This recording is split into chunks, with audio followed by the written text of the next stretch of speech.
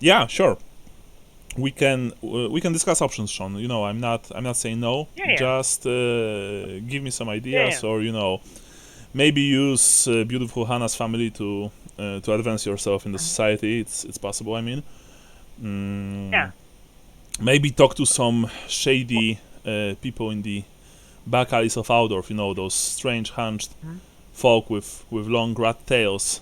They will Mhm. probably be able to help you for a small fee. Well, Yes. I did. I did also. I was like, oh, I could also become a spy. And I was like, 3 spies in the party, if not 4. Yeah. Free spice in the party. That sounds good. And Yeah. I don't think that What any could, what of could you. go wrong? Yeah. I don't think that any of you knows that. For example, Lambert is a spy, if I recall. So. No. I mean, I think character-wise, we have no clue that he's a spy. Yeah. He's just Lambert. I'm not sure that even Lambert knows that he's a spy. I don't know what I am. Exactly. I am a ball of clay. Excellent. That's what I wanted to hear. So let's start the new year right with experience points. Gustav, what are you buying for your character? I want to get skill, Mm-hmm. but I'm not sure what I can currently take. See, silent move. I've done it before. So you can, yeah, I don't have the skill. you can take a I 4 think I've plus 10, I think, right? Or not? Yeah, just just to take the skill. I mean, I don't have the skill. I've passed the test for it, on half. Oh yeah. before, So you can buy this if you want. That's if it's in your character advancement, then it's 100 points. If it's beyond, then it's 200. Remember, skills and talents from outside your characters are always twice as expensive. I'm a silent mover now. Okay, so 100 points, and you're a silent mover.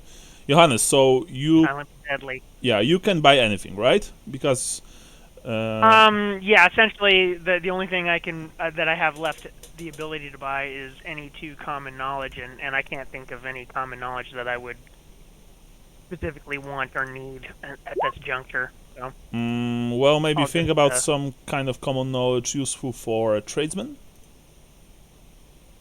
Okay. Would that be? For example, common I don't know. knowledge. Yeah. What kind of goods do you usually trade? That's a good question. I don't know. Yeah, At this point, art. art. Yes, perhaps. art. Art, or it can even be common knowledge. Tavern life, for example, because you have a Yeah. tavern, you have an inn. So Reichland, maybe? That- Specific to Reichland? yeah, that's and I'm not even joking. This can be helpful. For example, you go to some shady inn in Stirland or Ostland or somewhere, and you can use common knowledge to not get beaten up. Okay. Oh, I see. With common knowledge in. Yeah, Common common knowledge. tavern. Sorry, common knowledge in society or in life, or in relations. I don't know, something like that. In relations. That sounds dirty. Yeah. For now, I'll skip it. I'll have to think about it. Okay, sure. Finally, Lambert, I- what are you buying? I'm picking up animal care. Animal care. Okay. Do you have an animal, by the way? I don't, but I will need 4 homing pigeons apparently Ah. as trapping, Yes, of course. and it would be nice not to have just a cage full of dead birds. Yeah. I don't think it's that hard, but I They're personally slightly have more no useful, idea how to take care of birds. So You probably get. I know how to You give them. kill them and cook them. You probably get dirty a lot. But animals in Warhammer usually don't last very long. I had a player during my Caracasel campaign had like those 2 trained dogs. He even bought plate armor for them, and I think they lasted a single room in the dungeon. One was eaten alive by a wyvern, and the other just ran away because he failed terror not? test 3 times. All Yeah. right, one. I don't think. I mean, God, look at this group. I don't think we're going to be fighting a fucking wyvern. Really? Two. Well, you know- Two. I don't That know sounds of like a any challenge. occasion. I don't know of any fucking occasion where I'm going to be taking a box full of pigeons into a dungeon. But what if they are going never to be know. those, those homing pigeons from the Empire Army? Pigeon bombs. Yeah, pigeon bombs. The Pigeon one, bombs. the The ones ones that that are only, based on bat bombs. yeah, the ones that only explode on a row of 6, because on 1 Hey, man, they blow shit up on your works. head, 2 5 they just fly away, and 6 they only work as intended. That shit rocks. Yeah. That's some Soviet shit, man. Let's throw a mine on a dog Yeah, and Yeah. then stick them Jason had and under then the train dome. them on our engineer. own tanks. Yep. Okay, so you took Animal Ken, right? So we have all of your skills taken care of. Now, who's taking notes today? Because last notes were from November last year, and they are not there, by the way. I know. So last notes were from October 27th last year. They are fortunately here. Yeah, no, it's on me. I gotta re-listen to the previous session to get the notes. Okay, I can't find the fucking Word doc. don't worry. I'm going to recap. Sorry, the events from previous session anyway, because it's been so long. But from what I understand, Michael, this is your third session, yes? Yeah. Okay. So you have document Thank already God. made. Now we are playing Ilmet in Bögenhafen. This is our, I think, third session of it. You were sent from Aldorf with Johannes to deliver a stained glass window to the temple of Bögenauer, the patron deity of River Bögen, and the city, the merchant town, not city, town, of Bögenhafen, which is one of the more prosperous and wealthy Arakan towns. Along the way, you've rescued a girl named Elise Magirius from a bunch of bandits that attacked her coach, killed one of her drivers, and very heavily wounded the other one. You've also saved 2 halflings, Matchwick Greenfistle and Candlewick Greenfistle from the Greenfistle clan. They offered to speak to you in Bögenhafen and to pay you for the rescue. In the town itself, you're staying in a rather cozy, if pretty basic place called Cadbury's. It's a small hostel run by one Amos Cadbury and his 4 sons. It was suggested to you by Elise herself. You delivered the stained glass window to the Bögenauer temple. You've also spoken to a few priests of Sigmar, including a very unpleasant one, who I think was insulted by Lambert. Not hard to do. Yeah, I'm just waiting for this one session when Lambert talks shit to someone who's not just going to scowl at him. I know this will happen, and then it's going to be interesting. Yeah. You know it's me. It's very hard to smile when you don't have any teeth, but it's possible. I'm just kidding. The priest was like, "I'm evil," or something, and then he just ran away like a bitch. And I think we finished the game. Johannes also visited a guild house. If I recall correctly, or Gustav. I did. Gustav, Was it yeah, a guild house? Gustav, yeah, at Nullnervec. I think it was, Gustav visited. yeah, it was here. But you joined him, Johannes and Lambert. You joined him. It was somewhere here, Nullnervec. It was the guild house of what? Of healers, right? Of Physicians. Of physicians, yeah. And you've spoken to a couple people there. They were mostly friendly. Eventually, I think we've ended. When at the place when you were making your way to the riverfront to meet with the Greenfistles. They are named completely different from the Polish version, so I'm trying not to mix things up. yeah, so I think that's where we ended, right? Yeah. Well, and I had met with the guy I was supposed to meet, but I forget. Yeah. Oh, yeah. By the way, what yes, you've met with the you've met with the merchant guy, whom you were supposed to meet on the. Well, I think we can use the word orders from Hannah's father, Wilmar Edberg, and you made a decent impression on him. You think. Johannes and Lambert, you were also there. The guy. I think I lined up a job. If you did, I don't recall. Cooking at the hospital or something. Really? Yeah. Okay. Because I went with him to the medical thing. To Yeah, the guild. Yeah. Okay. And I'm not sure I got anywhere with him besides just introducing myself. Yeah. I don't think there was anything. Go ahead, sorry. Sean, go ahead. I was gonna say, is Everard Harstein the guy I met, or is that somebody else? Everard Harstein, where is he? Well, he's like down under Father Friezo, so probably not. He might be a bad guy. I cannot for the life of me remember the guy I was supposed to meet. No, Father Friezo is Everard Harstein was the master of the Golden Lotus. And Father Golden Triangle. Golden Triangle, yeah, sorry, Golden Triangle, yeah. I'm always putting newest handouts at the top so that there won't be any problems. So no. We will listen to the. I mean, I'm going to listen to the session and I'm going to recall the names, but I don't think that any of those meetings were particularly important. Johannes, you did your job, both in the Temple of Bögenhafen and with the merchant guy somewhere near Kaufmannstrasse near the very prestigious Ado Ring, and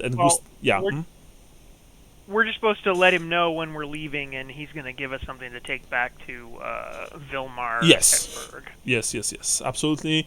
He will, but for now, you are traveling to Birds. The Birds. Yeah. Not the bird, the animal, but actually, I'm going to just. Bert. Yeah. Ernie and Bert. Oh, here it is. The Birds is supposedly this place in which you are to meet the Green Thistles, and it's at the docks. Actually, if you want to go there, you will probably need to make me gossip tests. Ask for directions. Okay. Who's going to make the tests? Because you are right now leaving the Kaufmannstrasse and heading towards River Bogen through the bustling, busy streets of Bögenhafen, and also you are in the very nice section of the town right now. I think do it. I was gonna say, well, you have the highest fellowship, but do you should have the gossip skill, right? I have gossip, yeah. Do you have plus 10%? I don't. I have gossip. I've just base. What's your fellowship? 68. Okay. Yeah, my fellowship and my gossip would get me up to 69. Nice. Oh, nice. You want to do it then? Sure, I'll do it. Why not? Okay. He is more talkative than me. Well, he tries to become a merchant, so that makes sense, kinda. Well, yeah, that's fair. Whatever. Nice. 08. So it's like that's a lot of degrees of success. Johannes, you quickly chat up a few, mercantile-looking folks on the corner of Kaufmann and Platzweg, which is like right over here. You ask for directions, and of course, they are very surprised when you tell them about birds. One of them even says, "Oh, this is a rather nasty place, good sir. I would suggest that you stay away from it. Lots of ruffians there, ruffians and ne'er-do-wells and stuff like that." But he guided you nonetheless. Of course, not personally. He just told you the directions. And so off you go. through the streets. Eventually, you can smell the river more strongly, let's just say. As you arrive at the docks, there are just those, there are lots of warehouses, one after another, lining the entire dockside on this part of River Bögen. When you look on the other side of the river from here towards the Western Dam, actually, you can see that there are also, of course, warehouses. But even from here, you can tell that those warehouses on the other side are of much worse quality. And generally speaking, you also know that the other side of the river is the poor quarter of Bögenhafen. It's very dangerous. It's full of squalor and poverty, and normal people, if they don't have to, they just don't go there. Even the watch rarely patrols this place. On this part, honestly, it's like an outdoor. Lots of tough men, working hard, unloading boats and and river barges. There are, of course, street vendors are selling, deep fried eels and other kind of fish, together with some strong drinks. The buildings in this area are almost all warehouses or storage facilities in one form or another. But from what you've gathered, especially you, Johannes, only the bulkiest and cheapest of cargoes are ever stored here, and usually under the protection of a hired guard, as well as a vicious dog or two. Few times, Lambert, Johannes, and Gustav, you were given those nasty looks from some of the more aggressive-looking dock workers and stevedores, but there were no problems, no trouble. All of you can read and write, right? I believe so. I can. I know I can. Lambert? Yeah. So you can see that nearly all of the warehouses are wooden, and they are numbered 1 to 58, probably. Actually, 1 to... Yeah, it's like for the player information. Starting from the western end of the Osten Dam. Curiously enough, there are practically no inns in this area, but there are a few filthy bars that cater to the rivermen and stevedores. And the place is just bursting with activity. Captains, shout at their crews. The crews shout at the stevedores. Stevedores shout at each other. There are also scribes, frantically writing down important information about the cargo. And of course, there are even lackeys of the various merchant families overseeing the transfer of goods, as well as occasional excisemen assessing an incoming cargo for taxes, because taxes are always important.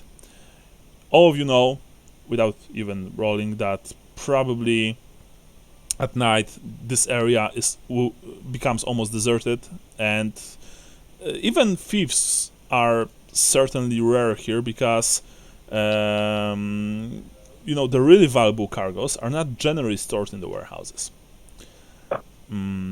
So yeah, you look for the birds, and eventually you find the place. Mm-hmm.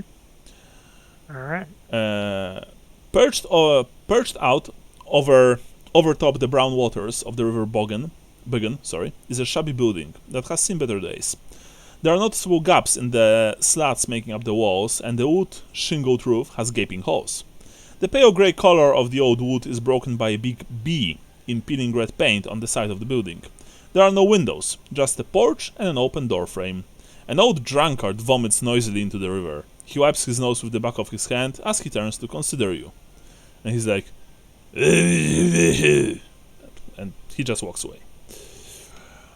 Yeah, this place is a shithole, by the way. Do you enter birds? Yes. Okay. I lead the way. I guess so. Yeah. It's like it's not nice. Let's just say this. It's not nice. Mm. And as I said, this is the perfect example of one of the bars that are rather frequent here. It's not an inn per se. It's not a tavern. This place probably it won't even offer you a bed for the night. You just visit it to get drunk.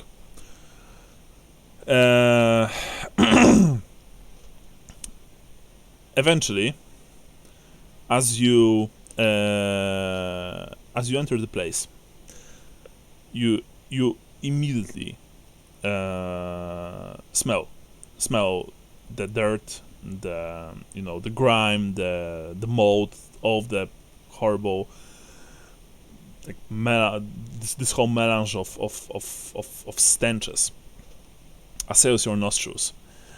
The floorboards are warped from moisture, and rusted nails poke up in places.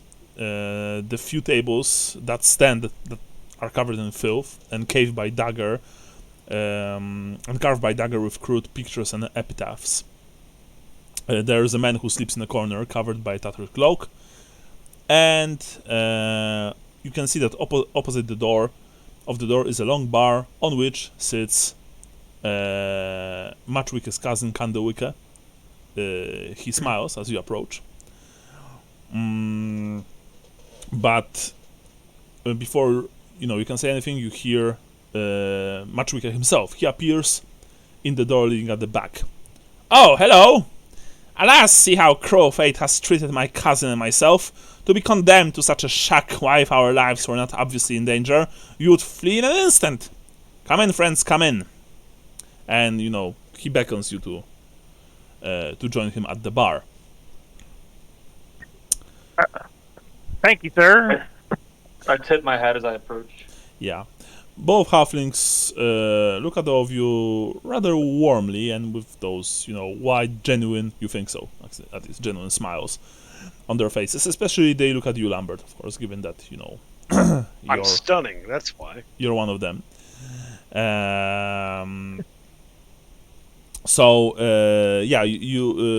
Matchwicker said something to Candlewicker's ear, and he immediately started to prepare your reward. So, Matchwicker says, how do you find the weather in Bögenhafen, eh?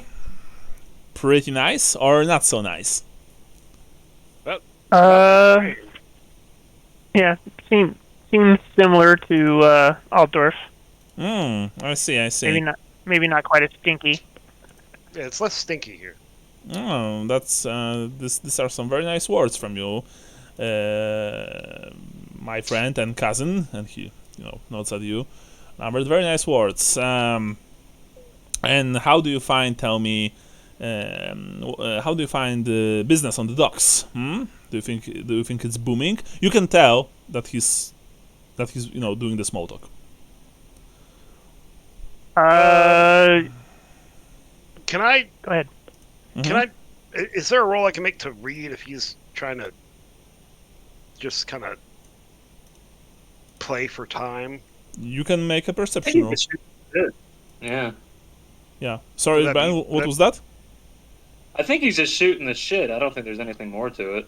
Yeah, but I'm a suspicious guy after all my fucking family got killed. So roll perception in that case. That's a very nice roll, but unfortunately, you're not sure. To you, he just seems chatty and pretty helpful, unless you want to reroll that, of course. I don't. Okay. So, eventually, Matchwicker says, if it weren't for those council sitting fools, the fact that we are being oppressed by the powerful forces arrayed against us. Well, anyway, and he looks at Candlewicker with a knowing, look. Candlewicker finished counting the coins, and he handles the purse to you, Lambert. Yeah. I think it was 10 crowns per person, I believe. Ooh. I think. Something like that. Yeah, that sounds right. Yeah, sounds right. Okay. Yeah, I honestly don't remember how much. So, yeah, each of you gets 10 gold crowns. They actually paid. Yep. All right. These guys Yeah. are good in my book. Yeah. Yeah, actually, I was right. 10 gold crowns. So, yeah, pretty good. You were paid. You counted the money. Actually, they even insisted for you to count the money. To make sure that everything is okay. And you can tell that they want to continue discussing business. Sorry. Yeah, no, that's fine. Yeah. As much time as you need. You also notice that they don't offer you anything to drink, but they are also not drinking anything themselves, nor eating. Then again, given the smell and the general feel of this place, you probably think that it's a good idea not to drink anything here. Yeah. All right, I would agree. says Machuike. Now, let's get down to business. My friends. Oh, there's more business? Of course. Oh, okay. I know that you Longshanks have poor memories, but if you don't recall, yesterday I offered you a chance to double your reward. As you may or may not know, my clan fights against an unjust ordinance that forbids our very profitable pie carts from operating in town. And given the pressures of the recent war, he mentions, of course, the storm in the north, a businessman must branch out into new ventures to adapt his business if he is to survive. However, with the town council against us, it seems we may very well be ruined, he says. And you can see that, he looks genuine, sad. His cousin scowls a bit. Machuike continues. But I will not give up. Last week, before my good cousin and I were abducted and hauled out to a rude cage in the wilderness, I petitioned the council to repeal the ordinance. Alas, the wheels of justice turn slowly, and they did not schedule the meeting until this week, 3 days from today. Within hours of my speech, we were taken. This just proves we have made powerful enemies, leading me to believe we will fail to overturn the new ordinance. I suspect you see that he has this grim look on his face. Like, he's no longer smiling, he's no longer jolly and jovial. He says, I suspect either Gosbert Rookbrother or Heinrich Steinhager as being behind the kidnapping. And he's not saying this loudly, actually. He says this in a rather hushed tone. If we can just get proof, we stand a chance at defeating our opponents in the council. Being refugees, so to speak, we cannot act in the open, and must lay in wait until the day of the hearing. And that, my friends, is where you come in, and he points at all of you. I rather we, halflings, need you to tail both men and report back to us on their activities. I believe therein we will lay the clue that will link one man or the other to our most recent predicament. Now, if you do this for us, we will pay you a total sum of 30 gold crowns. Per each, of course. 30 each. 30 gold crowns per person, my tall friend. He looks at you, Johannes. Okay, sorry. Just wondering if I had my math right. Thank you. However, your Bretonnian friend is not included, given that he's not here. I understand. I presume that you understand why that is so. But if you be willing to split your payment with him, that's of course up to you. That said, on the honor of the Greenfistle clan, I say this, that each of you will be paid 30 gold crowns. So, what say you? Like a good... let me discuss this with my compatriots. Very well. We will, in that case, we will leave you for a few minutes. Go to the back and return shortly. You can talk freely here. This is a safe place. And he snaps his fingers. His cousin jumps from the high stool that he was sitting on, and they disappear in the back of the of this bar. You are left alone, except for the drunkard who's snoring very loudly in one corner. Up to you guys. Sorry, on to you guys. Okay. Well, fellas, I don't know about you, but I could use 30 gold crowns. What say you? I'm all for it as long as they don't run afoul of the town's authorities. Well, it sounds like they already have run afoul of the town's authorities, but we don't have to do anything other than just get some intel on these guys. So it's not like we're just providing. We're information brokers. Right. As long as my name stays out of it, I'm all for it. But if this gets hairy, we might have to back out. Well, I mean, there's Harry and there's Harry. What say you, Lambert? That seems right up your wheelhouse. This is knocking down an unjust law to help out my kinsfolk. Yeah. And think about, why was this put into place in the first place? To keep the man down. It's to keep the man keeping him down. For sure. Just that? Oh, I don't know. There's nothing else going on behind the walls here? Well, I don't know. You tell me. I just thought it was business. You think it's something more than just business? I think it's just business, but I would never make a offer like paying two people that sprung me from captivity, sure, but two people I just met 30 fucking crowns to speak on my behalf on a matter of policy. Actually, sorry, they're not. It's not about speaking on their behalf. You need to find dirt on those guys. And we've proven ourselves capable. Correction. Yeah. Let me put this another way.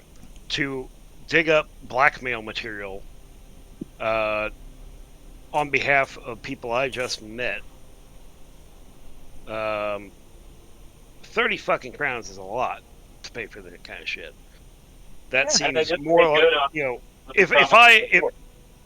if I was approaching people that I've met on the road that I have no idea what their positions are, that maybe even I'm desperate, and I've got 90 fucking crowns.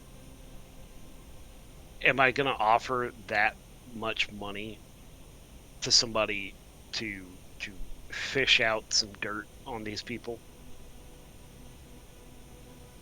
without having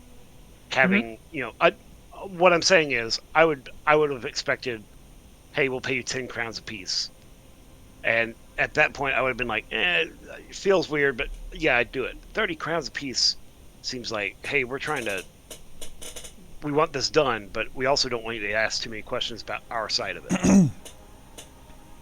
Well, let's put it this way. I believe, regardless of what their business actually is, it's probably not selling pies. That this law is putting a kibosh on their stream of income, and that it's enough income that they're willing to pay handsomely to do it. So we are unaware of anything other than pie selling, and so we're just trying to help them be able to lawfully sell pies. All right. So in this case, if we are taking this job, I want it to be known to you two that if we do get into trouble with the law, that you are doing this because your friend, me, is also a halfling, and you believe it is an unjust law. Yeah. If it comes up, and that you were doing this out of a sense of crap arrangement at this law existing. Should it come up, you lead the way, and we'll follow. Mm. Okay. All right, I'm down. Okay. There you go. Gentlemen. Yeah, the halflings emerge from the back of the bar. From there's not even a door. There's just a dirty curtain. Hanging from the doorway. They push their way under the very filthy-looking cloth, and they approach you with smiles on their faces. So, asks Machuke, have you gentlemen came to a decision? Yes, I believe we feel it is our duty to right this wrong, this unjust law against commerce and the halfling people. Excellent! You are doing the Greenfistle clan a great service. Now, where to begin? And you can see that he wraps his chin. Yes, Gosbert Rookbrother. Start with him. Oh yes, and he leaves his house around 10. Heinrich Steinhagel is out of town and is not due back until tonight. Machuike hands you a folded piece of paper on which is written the Rook brothers' address. He adds, when you have found out what you can, come back here. Either my cousin or I will be waiting. Good luck, friends. And he extends his hand to shake yours. I shake his hand. Yeah, shake his hand. You shake his hand. He has a firm handshake, not too strong, not too weak. Gustav, I presume that you also shake his hand? Yeah, I want to take the piece of paper and start memorizing it too. Yeah, you don't even have to roll, you just memorized it, no problem. It's only that, by the way, it's only Rook Brothers' address. I'm actually going to write down his name. I just don't want to get caught with it outside there, Yeah. Here you go, it's in the chat, Gosbert Rook Brother, and with that, you leave the place. You think that you have about 30 minutes to get over to Gosbert Rook Brothers' mansion. It's, of course, in the other ring. It's area G, or here. Okay, yeah. Thing. Which like without even rolling that, as I mentioned before, it's of course the most prestigious and probably most important area in the entire town of Bögenhafen. So, are you going there immediately, or do you want to do something else before? Or maybe do you want to do something else completely? Please tell me. No, I think if we know that he's leaving his house, or he's getting back to his house at 10. I forget what it was. From what you leaving, yeah, he's leaving probably for his office, because for example, your future father-in-law's friend, he works at Kaufmannstrasse, but he doesn't live there. Most merchants work at Kaufmannstrasse in their offices, but those who do really well for themselves, they live in or around other ring. Yeah, it's important to. So my suggestion, gentlemen, is that we head over there, and then maybe those of us who are more stealthy can tail this guy. Let's see. Can't do this without you. Yeah. I mean, yes, I agree. Are we doing anything, or are you just gonna sit there and stare at me? No, I presume that you are walking, but unless you want to tell me that you are doing something else, I presume that you are going towards the Rook Brothers' mansion, right? Yep. Okay. Gustav, same with you? Yeah. Okay. And Johannes, same with you? Yeah, of course. Okay. I'm So, getting over there, even though I don't know what the fuck I'm doing. you probably have about 30 minutes to get over there, as I mentioned before. But it only takes you about 15 minutes to get over to the neighborhood. So, and you don't want to spend your coin along the way, understandable. You probably go slightly faster, given that, of course, timing is important.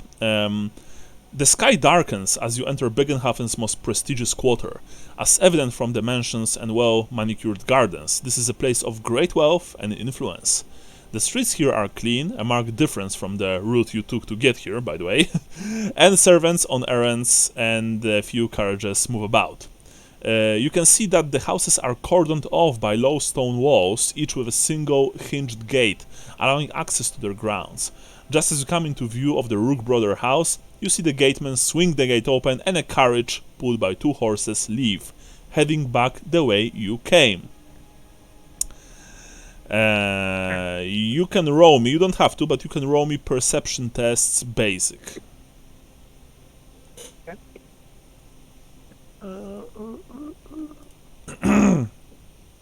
Who wants to roll? There. Okay, you Lambert rolled, nice. Oh, you rolled already. Johannes, you're rolling? Do we need... yeah, I would like to. Okay, Aha. nice. And Gustav, do you want to roll? Yeah. Okay. You've all passed, so you see that you've caught a glimpse of the insides of the carriage. You can see that there are 3 men total. 2 of them look like bodyguards, well-built, white chins. You think you caught, glint of steel, of armor, and you also think that you saw a middle-aged man. He looks rather scholarly, you think. He's very thin and almost to an unhealthy way, although remember you only saw him for like a few seconds. You've also, spotted that he has wispy brown hair, thinning on the top, and even from where you were standing, you've noticed that he wears very fine clothes. Extremely fine, very obviously very expensive. The coach, is it's traveling not too fast, but it goes like back the direction from where you came. So,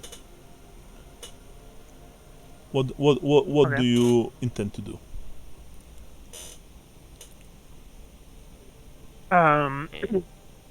I sort of whisper, maybe I'll go stake out that, or I'll go check out the house while you guys follow, see where they're going. Is there a street lamp on the corner we could use as like a landmark to rendezvous at, worst case? Yeah, let's say there is. If something happens, we'll meet back here, I guess. Sounds good. The coach is going away. It goes away slowly, but if you guys don't follow it now, you might lose it. Yeah, we need to follow. Let's move. So who follows it? I've got short legs and I'm slow, so not me. Okay. I will. I'll follow. Okay, Gustav, you are following the coach. Lambert, you're staying. And Johannes, what about you? I was intending to scope out the house now that he's left. Okay. So first of all, Gustav, you are following the coach. You started to follow it rather quickly, so fortunately you don't lose from your sight. You can see that the vehicle is actually rather easy to follow as it moves on to the Merchants Guild. Eventually, the Merchants Guild. Let me quickly tell you where it is. It's here. Okay. That number 38, perhaps? Yeah, 30... it's 47, actually, sorry. It's here. Okay. Oh, yeah. Sorry.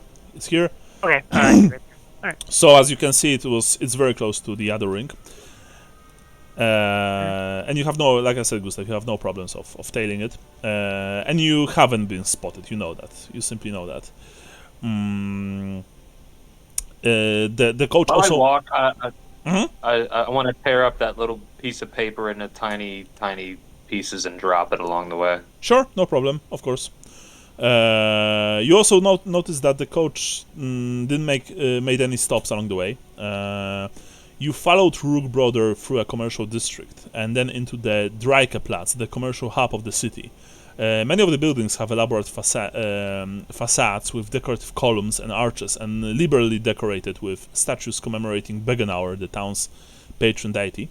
The carriage stops before a huge building on the corner of the Bergstrasse and the Dreikeplatz. And you can see from distance, Gustav, that you presume that's Rook Brother. He gets out from the cart and accompanied by his also rather obvious two bodyguards. Wait a second.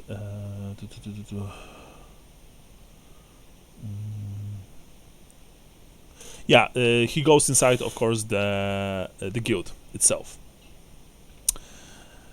He disappears there. What are you doing? You're going to wait for him to go out, or will you try to enter the place? I'm gonna walk around the building and get a feel for it first. If I walk in there, I don't think I could sneak in. I need to be more friendly, I guess, about it. Sure, of course. You go around the building. Actually, let me quickly see. Oh, yeah.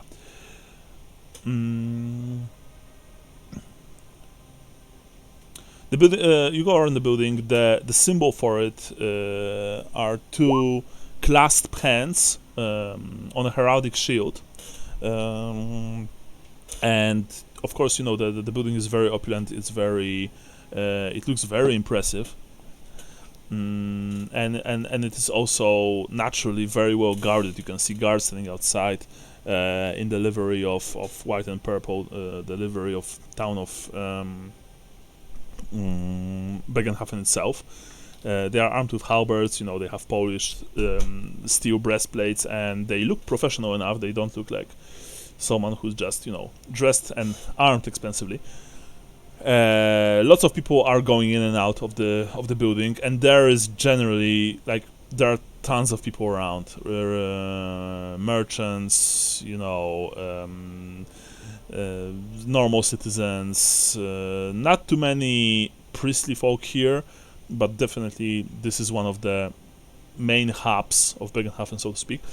So you have a feeling of anonymity, at least during the day.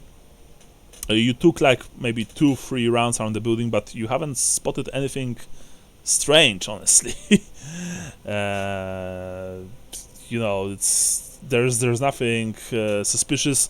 Opposite the building is the Temple of Verena, from what you've gathered, and of course the town hall itself. So tell me, after making those rounds, do you plan to do anything else? 2 quick questions. Bögenhafen is the patron god of Bögenhafen, but was it merchants or something too? It's a god, it's a god of commerce, but it's a local god of commerce, so to speak. Okay. And we've delivered the stained glass already, right? Yes, you've delivered stained glass already. You actually delivered it to the Sigmarites, who then took it to the temple, because remember, the Temple of Bögenhafen, it doesn't have its own priests. The priests of Sigmar take care of the temple. As strange as that sounds, that's how this works here. So the guys in there working now, I'm gonna take 30 minutes and I'm gonna sketch the Temple of Verena across the street, and I'm gonna sketch you said there was a coat of arms that was really impressive in front of this building? No, it's on the building, actually. It's the coat of arms for the Merchants Guild. It's one hand holding the other one on your classic heraldic shield.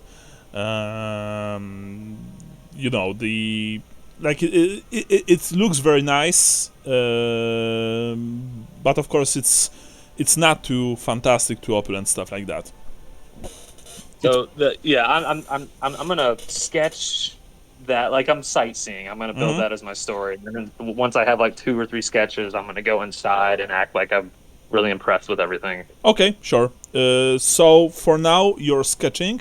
It will take you quite some time because, believe it or not, it's probably not that easy, and there are also lots of people around you, so you have to find a decent place to sketch in, without being interrupted.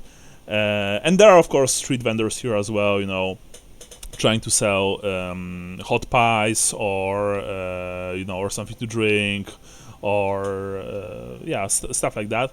Meanwhile, Johannes and Lambert, you are staying outside the Rook Brothers mansion in the Ado ring. So let me quickly do one thing because I need you to understand like how Ado ring works. Like the Ado ring is a stretch of road that circles a central and attractive park, and you can see the park from here, of course. The park is very impressive. It's on the level of best parks in Altdorf, honestly. This neighborhood houses the wealthiest citizens, including, from what you've gathered, all three of the great families. The families that rule Bögenhafen, practically. From what you've heard, even the Baron himself owns a house here, but he rarely stays in town. The Baron, the appointed leader of Bögenhafen. Right. The mansions are set in walled gardens around the north, south, and west, while the east is held by smaller townhouses of the other wealthy citizens. Nearly all the houses have large stone posts as the gates, displaying the symbols of the owning families. What you've noticed is that the place is very quiet, even during the day, with only the occasional servant on an errand or passing carriage. I want you to understand, Lambert and Johannes, you are sticking out. Like, there are not too many people on the streets here. And you probably understand why. The people here pay well to keep the riffraff out, and as such, you've noticed that in comparison to other places in Bögenhafen, this one is patrolled regularly. So I want you to tell me, what are you going to do and how? Because this is important. Well, so what I wanted to do is just, I don't know which house it is here on the map, but the idea is just kind of, It doesn't matter exactly walk. which one. Like, let's say that it's one of the ones here. Okay. So I will walk by it like I'm going to the entrance to the park in the Edelring. Mm-hmm. And I would just look at it and get a lay of like what I can see, windows, access points, Okay. anything like that, and then go into the park and sit there. Okay, so, and you want to go, like, unconspicuously, normally, without hiding or trying to stealth your way. By the way, it's practically impossible to stealth your way through this place during the day, just so you know. Yeah, no. Yeah.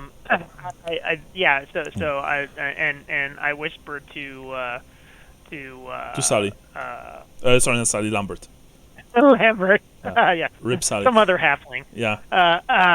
It's like we're just enjoying the sights of this beautiful town, and we heard a lot about the Edelring, and that's why we're coming here. Okay. Right, so, guys, because I see that Michael is AFK, let me quickly take a 5-minute break, and we'll be right back.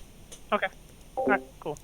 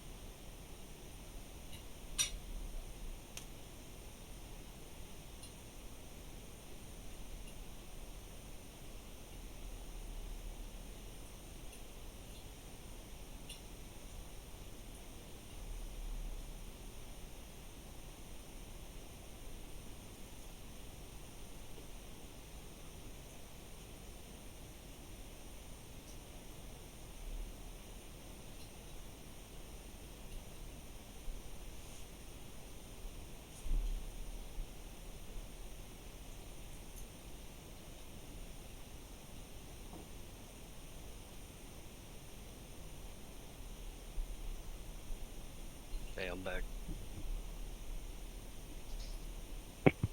Little dude was bitching up a storm, so I had to go get him a bottle.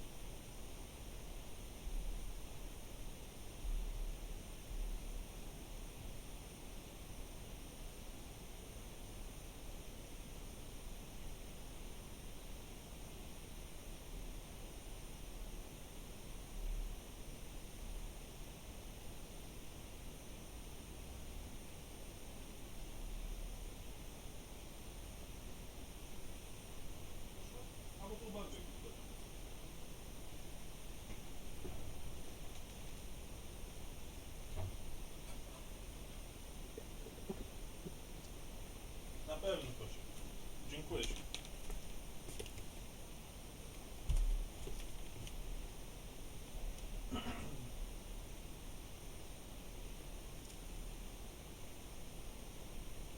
Hello.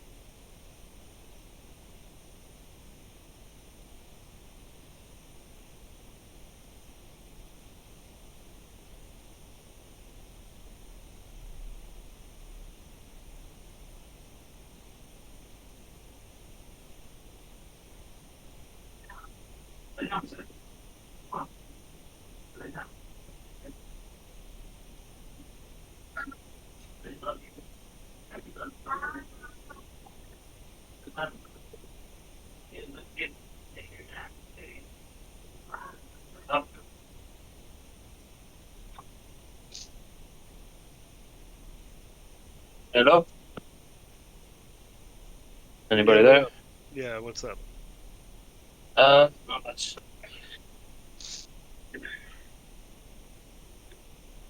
Little boy was bitching up a storm, so I had to disappear for that.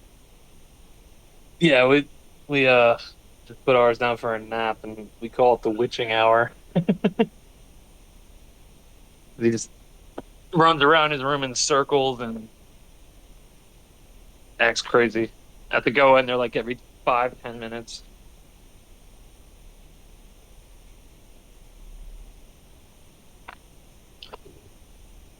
How old is your son now? He turns 2 in February. So when you put yours down for a nap or to sleep, like is he just in his room?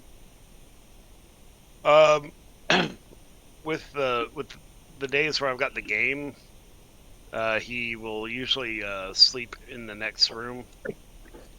But I try to tire him out as much as possible the day of the game, Yeah. and see how best he can sleep. He's been down for about an hour. He usually averages about 2. Wow. We'll see where it goes.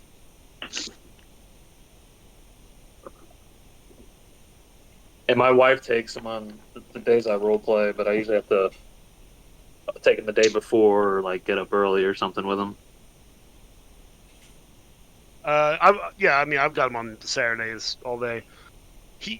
My wife's like, "How do you get him to sleep so much?" He slept for 3 hours yesterday. She's like, "How do you get him to sleep so much?" Like, well, I take him outside, and we run around and play a lot, which I'm guessing you guys don't do. By 11 o'clock, he is tired as fuck. Then I Really? feed him a bunch. Well, he wakes up at like 6. I feed him a bunch. So yesterday we went to like a local diner, local like black-owned diner that my parents really liked. That had some bomb-ass meatloaf and some bomb-ass chicken and waffles. Um, and he ate more than I did. Like he ate half of my meatloaf and like half of my mashed potatoes and all my grits. And then get him in the car, and by the time we're home, he is falling asleep in the car. So I just pick up his limp little dead baby body and put him in a bed, and he's good to go. I'm envious, man. And from Like, like first of all, your kid's taking a 11:45 to nap. about Second of all, 3 he's eating o'clock. food. Oh yeah, no, we'll see if that changes. But for now, he eats. My mother-in-law, occasionally he'll have a day where it's a toddler. Some days they just don't. And my mother-in-law has him tonight, and she's like, "Is he hungry?" I was like, "I kinda. I mean, he ate a big meal yesterday. All he's had today was I made him a pancake." It's like, "You need to feed him more." I was like, "I'm trying." I'm here. He didn't eat. Yeah, He ours, didn't eat the ours whole won't eat. pancake. He lives off of Pediasure, and it's expensive as shit. Wait, how old's your? Yeah, they're all different. Yeah, he's three years, like 4 months or something like that. Hmm. Yeah, no, my son was totally different from my daughter, and she loves to eat, and he's like, eh. So, go figure. Hopefully my daughter will like to eat after me. Yeah. I am a huge eater, so we shall see. We Well, shall see. The only problem with her is that then we had to convince her, like, maybe you should exercise too. Yeah. Like, no, I don't like to exercise. It makes my heart hurt. Like, like, okay. Like, anyway. You are keeping well in shape, right, Sean? I think what you study martial arts and running. or am I mistaken? I'm in terrible shape right now. I'm not doing anything. Oh, okay. No, I'm like the heaviest I've been in my life ever. Okay. But at some point, I will try to get back to running again. But I'm just I've messed up my feet, with breaking my toe and and all that stuff. Messed up my feet because right before I broke my toe, when my mom was dying, I was running like a motherfucker, and then I decided, I was like, okay, I'm just gonna take a week off, get a little rest because I feel like maybe I'm working too hard. And then I broke my toe and I just haven't been able to get back to it. Tried a little bit, and I was just running and I was like, well, I just feel like death. Okay. Yeah. Well, So, but part of it also probably was, sorry, what? No, sorry. I'm saying that anything with toes, like leg fingers, I can't even move if I have anything wrong with that. I have a funny and awful thing that happened yesterday. Okay. Okay. Is it something to do with the butt stuff? Please say no. No, it's not butt stuff. Thank you. I hate that I have to give that as a preface. Weird. Anyways, my uncle has a weird hobby of. I say it's a weird hobby, but he's an old man and he likes taking pictures, so that's what he does. There's like a grave finder website, and he goes and finds these graves and takes a picture of the gravestone. I guess for people that are looking for a relative or something. I've seen it before. And he's been doing this for like 2-3 years, and his wife, my aunt, decided, I'll go with you. It sounds like fun. And is out there in her church best and her heels and everything, in like one of the shittier cemeteries of Alabama. They're all not. We're pretty marshy here. It's not like Louisiana where you get bodies popping up out of the ground, but it's not much better. Wait, Anyways, really? Louisiana is like that? Oh yeah. Yeah. It's under sea level, or a lot of it is. Oh yeah. Jesus. Factor that into bodies your floating down the street during Katrina. Factor that into your next vampire game, there, bud. Thank you. I will. Anyways. Yeah. So they're walking around looking for this grave. She's not paying attention to where she's walking, and her foot goes into a little 4-inch hole, and she rolls her ankle. And on the way down, she tries to catch herself with her other foot, which goes into another hole and rolls her other ankle, and breaks it. Gosh. Wow. So we got this text from my aunt last night saying like, I've been fired by Bill. He said I was his worst assistant. I texted her back and was like, I didn't think I'd ever hear the phrase 2 feet in the grave. Jesus. That's horrible, honestly. Yeah, it's horrible and kind of funny.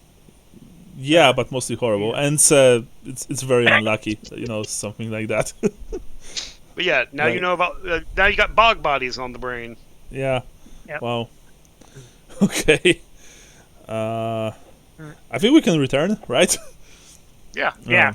Yeah. So we're nonchalantly casing this guy's house. Yeah. Well, first of all, Johannes, you've told Lambert that you are going to walk in front of Rook Brothers' house to try and case it. Yes. Yeah. Okay. So now I'm going to need this to make a secret Why did roll. the music all of a sudden get menacing? Okay.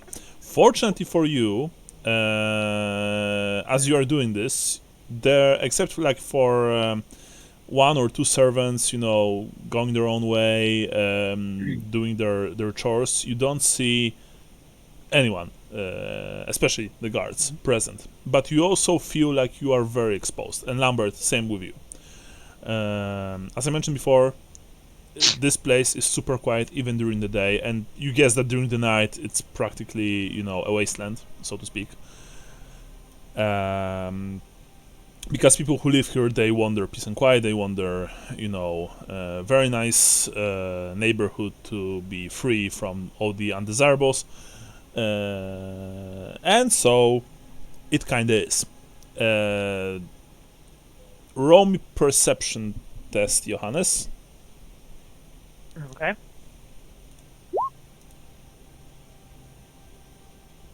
Not great, but not bad. You've passed. Let me see. For 6, well, okay, one. Yeah. One full success. Okay. Oh, you've passed plus 1 full success. All right. So, tell me. In that case, tell me, what do you want to see with this one full success? Well, And I will tell you if it's possible or not. Okay. I'm just looking for points of entry into the house. There is a single one, So I'm as is the case with all the other buildings here that I've described. Because all of the mansions here, they are walled. As you can even see that on the map. And from what we've gathered, there's only a single entrance to each one. The gate. Okay. The walls are not as high as those covering the Golden Triangle Club back in Aldorf. But they are high nonetheless. Meaning that they would probably require maybe a test or two to scale them. You don't see any guards standing outside or even patrolling the grounds. But that doesn't mean there are none, of course. However, what you've gathered, again, I'm going to repeat myself, is that there are no guards outside because this place is very safe and is patrolled regularly by the Bögenhafen City Watch. So that's what you've managed to notice. In all honesty, this is probably the safest place that you've been in months in the Empire. You guess. Sounds good. Yeah. Meanwhile, Lambert. I'm not complaining. Yeah. Yeah, what up, Bubba? What is your plan? Because you see that Johannes is trying to stake out the house, and what are you doing?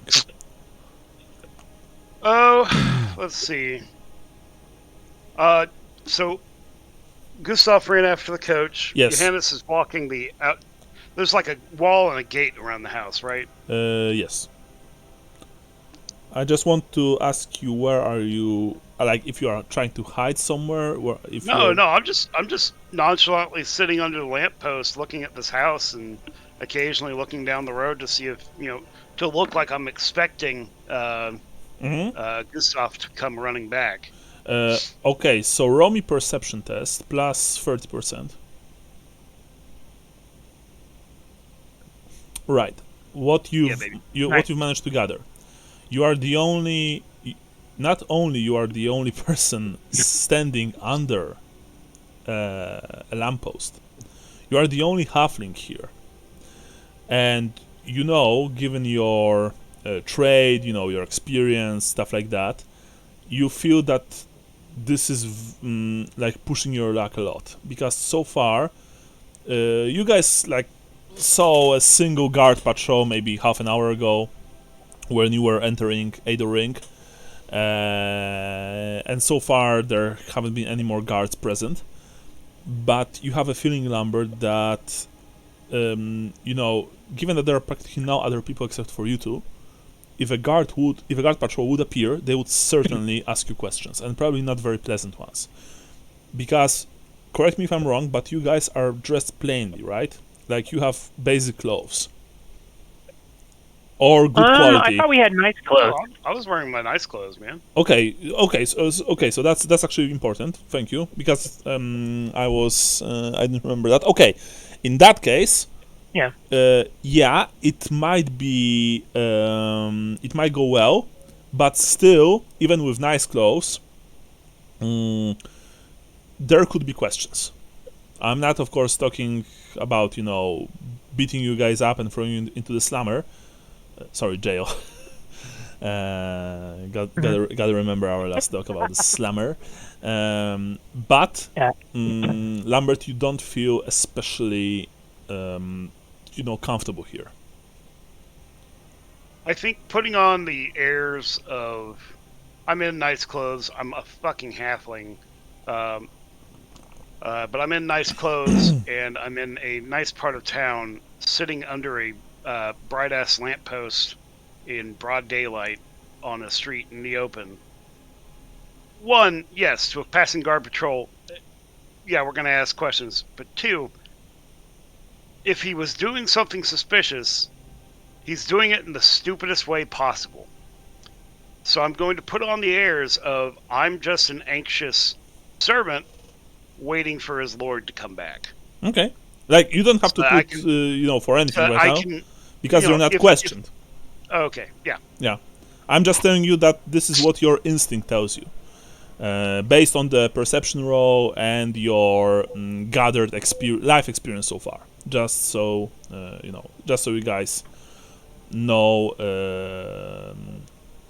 know where you are. Okay, but, Johannes. What was the name of what was the name of the guy that has delivered the window, by the way? Let me quickly check. You mean delivered? The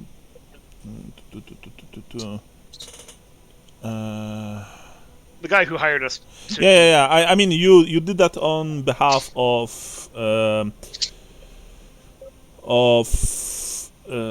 Edberg, Wilmar Edberg, Hannah Edberg's father. But yeah, he gave you the job, right, Johannes? Yeah. Yeah. So, but he's from Aldorf, by the way. So remember. Yep, that's fine. Right. However, the guy that you met later. Let me quickly see. Yeah, here he is. I'm going to enter the name. This is the guy that you've met before. Waldemar Hafenstengel. Waldemar. Okay. Yeah. That sounds familiar. This is the guy from the Kaufmannstrasse, from the office at Kaufmannstrasse. Okay. Yeah. So Lambert and Johannes, you are for now you are observing the place. For how long do you do that? I'll sit out here until people come back. Well, like I said, I'm just trying to walk by, gaze in, trying to see like if there are upper story windows, if I can tell which ones are like a bedroom or versus anything that I can gather from the outside without being super obvious. Okay. How many successes did you had on the perception test before? On the last one, I got a 46 out of 63. Okay. So, if you want to really check the place out, I would like for you an extended perception roll where you need to gather, let's say, 5 successes total. Every single roll is like 10 minutes or maybe even 15 minutes of, careful observation. Make the first roll, please. And it's basic, by the way. Okay. You don't have any modifiers. All right, you failed. Of course not. Do you want to reroll that?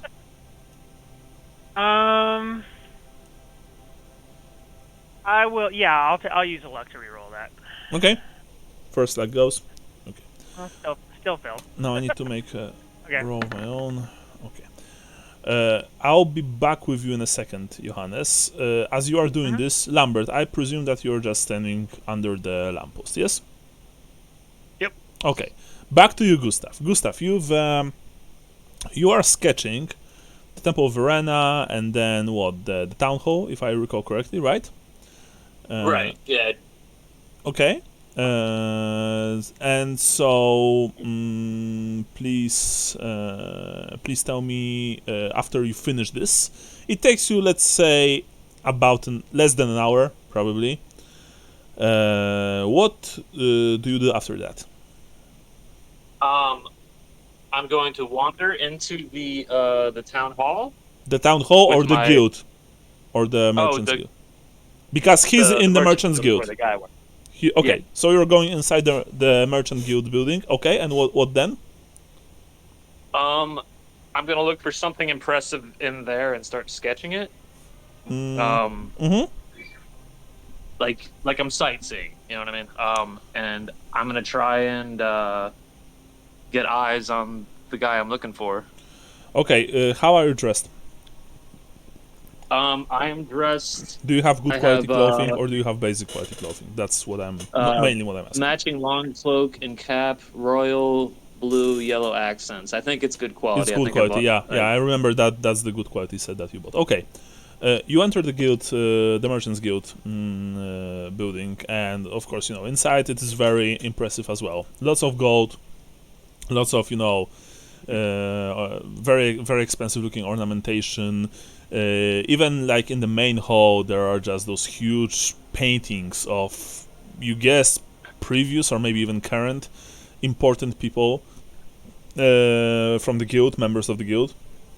There are quite a few servants here who are either talking with each other or they are doing their errands. Of course, there are guards naturally, but they look mostly bored. There's like really nothing happening here.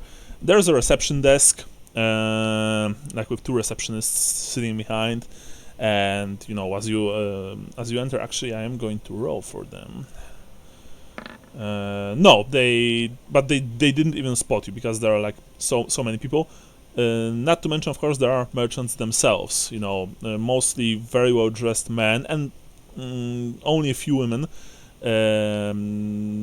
Some of them young, some of them older.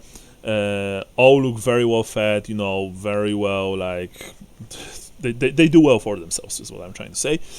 And you are starting to sketch something? Yes. Yeah, you said there's paintings of the guild members on the walls. You think that they are guild members. It's actually hard to tell because there are no like signs, or even if they are, the paintings are usually they're hanging rather high, and it's very hard to read the plaques. So And I don't see a picture of the guy I followed here. no. Presumably. Even Okay. if we take into consideration, the fact that that you saw him. Remember, you've only seen him in the like very Briefly, dingy lit coach. You've only noticed him for like a few seconds at best, and these are not pictures we are talking about, like photos. These are Renaissance era paintings. Right. But no, you don't. Actually, you know what? Let me roll for perception basically, but minus 10%. If you want, you don't have to roll, but if you want, you can roll. You've passed? I think you've passed, right? Yeah. Yeah, you've actually found his picture, painting. Funnily enough, it took you some time, but you found him, and his painting currently is the biggest one, and the only one that you can actually, read the plaque under it. Is that the word? Plaque, right? I'm not mistaken. Plaque, yeah. Plaque, yeah, sorry, plaque. And you see that it says, wait a second, it says Gosbert Rookbrother, Guild Master. Ooh. I'm gonna start making a copy of this in my journal. Mm-hmm. And if I see him anywhere, I'm gonna kind of look at the painting and look like, like you ever been like you're looking at somebody on a poster and you see like a famous person in real life and Yeah, I know. And you start, you started working on the sketch, and it only takes like maybe 30 seconds of you, drawing when you hear behind you. I'm gonna stop and turn around.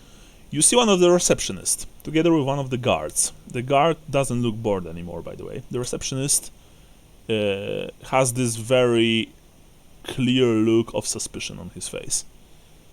I smile warmly. He doesn't smile back, nor the guard. Nor does the guard.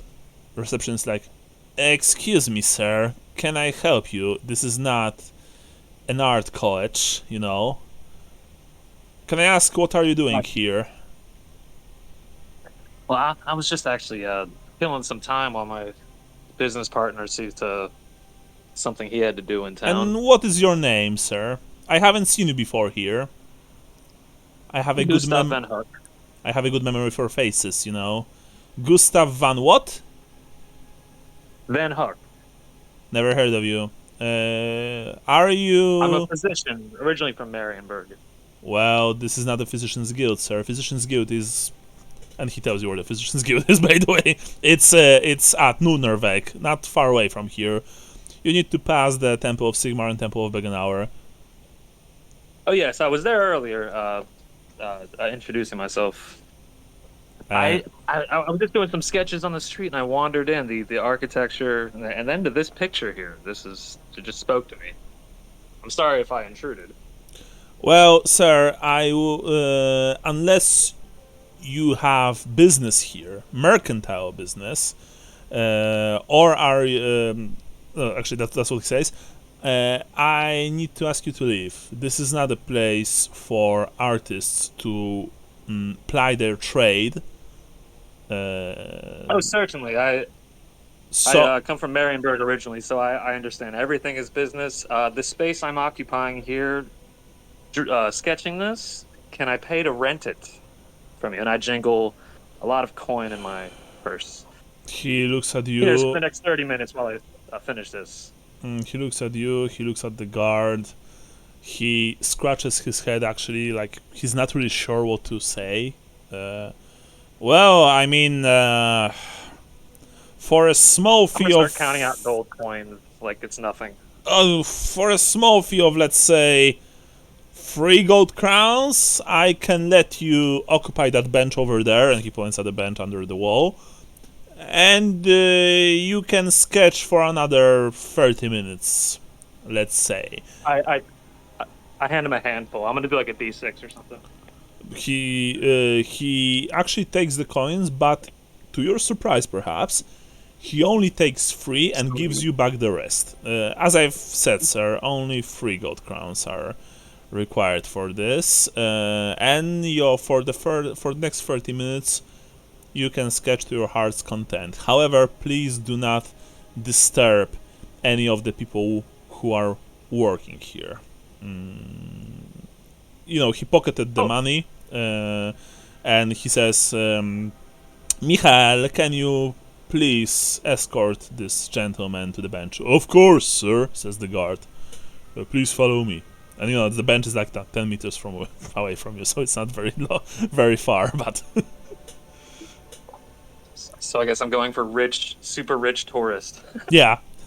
The guard, you know, he does this gesture, not exactly putting his hand on your shoulder, but like, you know, making the gesture as if he almost wants to. And he leads you to the bench. You sit on the bench, and you continue sketching, I presume, yes? Yeah. By the way, as the guard, you know, sees what you're doing, he says, "Oh, I see you have good taste, sir. Sketching the guildmaster himself. Although probably you won't do as good of a job as the painter who did this piece, right?" And I thought it was a von Hunderberg. Perhaps I'm mistaken on the artist, but the guildmaster, you say? I don't know who von Hindenburg is. I'm sorry. Well, yes, guildmaster. That's Herr Rookbrother, sir.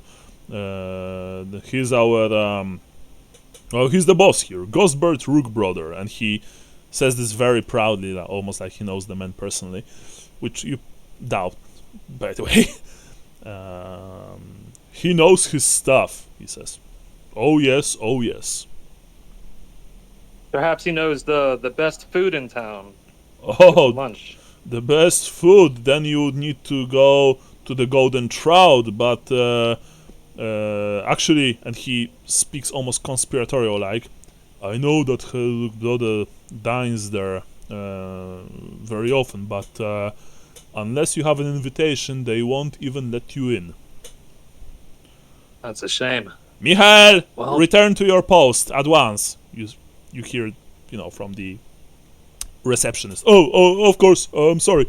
Well, have a nice day. Very nice meeting. you as well, and the guard. He looks like an honest, hard-working man, if pretty simple. He returns to his post, and he even smiled at you right before he left. However, you can see that the clerk, he eyes you for a brief time with narrow eyes, but then returns to his duties. How long do you spend here, Brian, sketching? Because after 30 minutes, by the way, if you keep doing this, then you are asked to leave. Okay. If you want to prolong this in any way, or if you want to ask about something, then of course you can do that. But after 30 minutes, the clerk and the guard approach, and they ask you to leave. I was wondering if you could help me get into the Golden Trout for lunch. I heard that is the place of Oh, sir, Awesome. says Bögenhafen. the clerk. Oh no, it's a little out of my league, I'm afraid. And he looks at the painting. Her rook brother here, whom you've been sketching very hard, as I've noticed, may be the one to be able to get you in, but I doubt that, sir.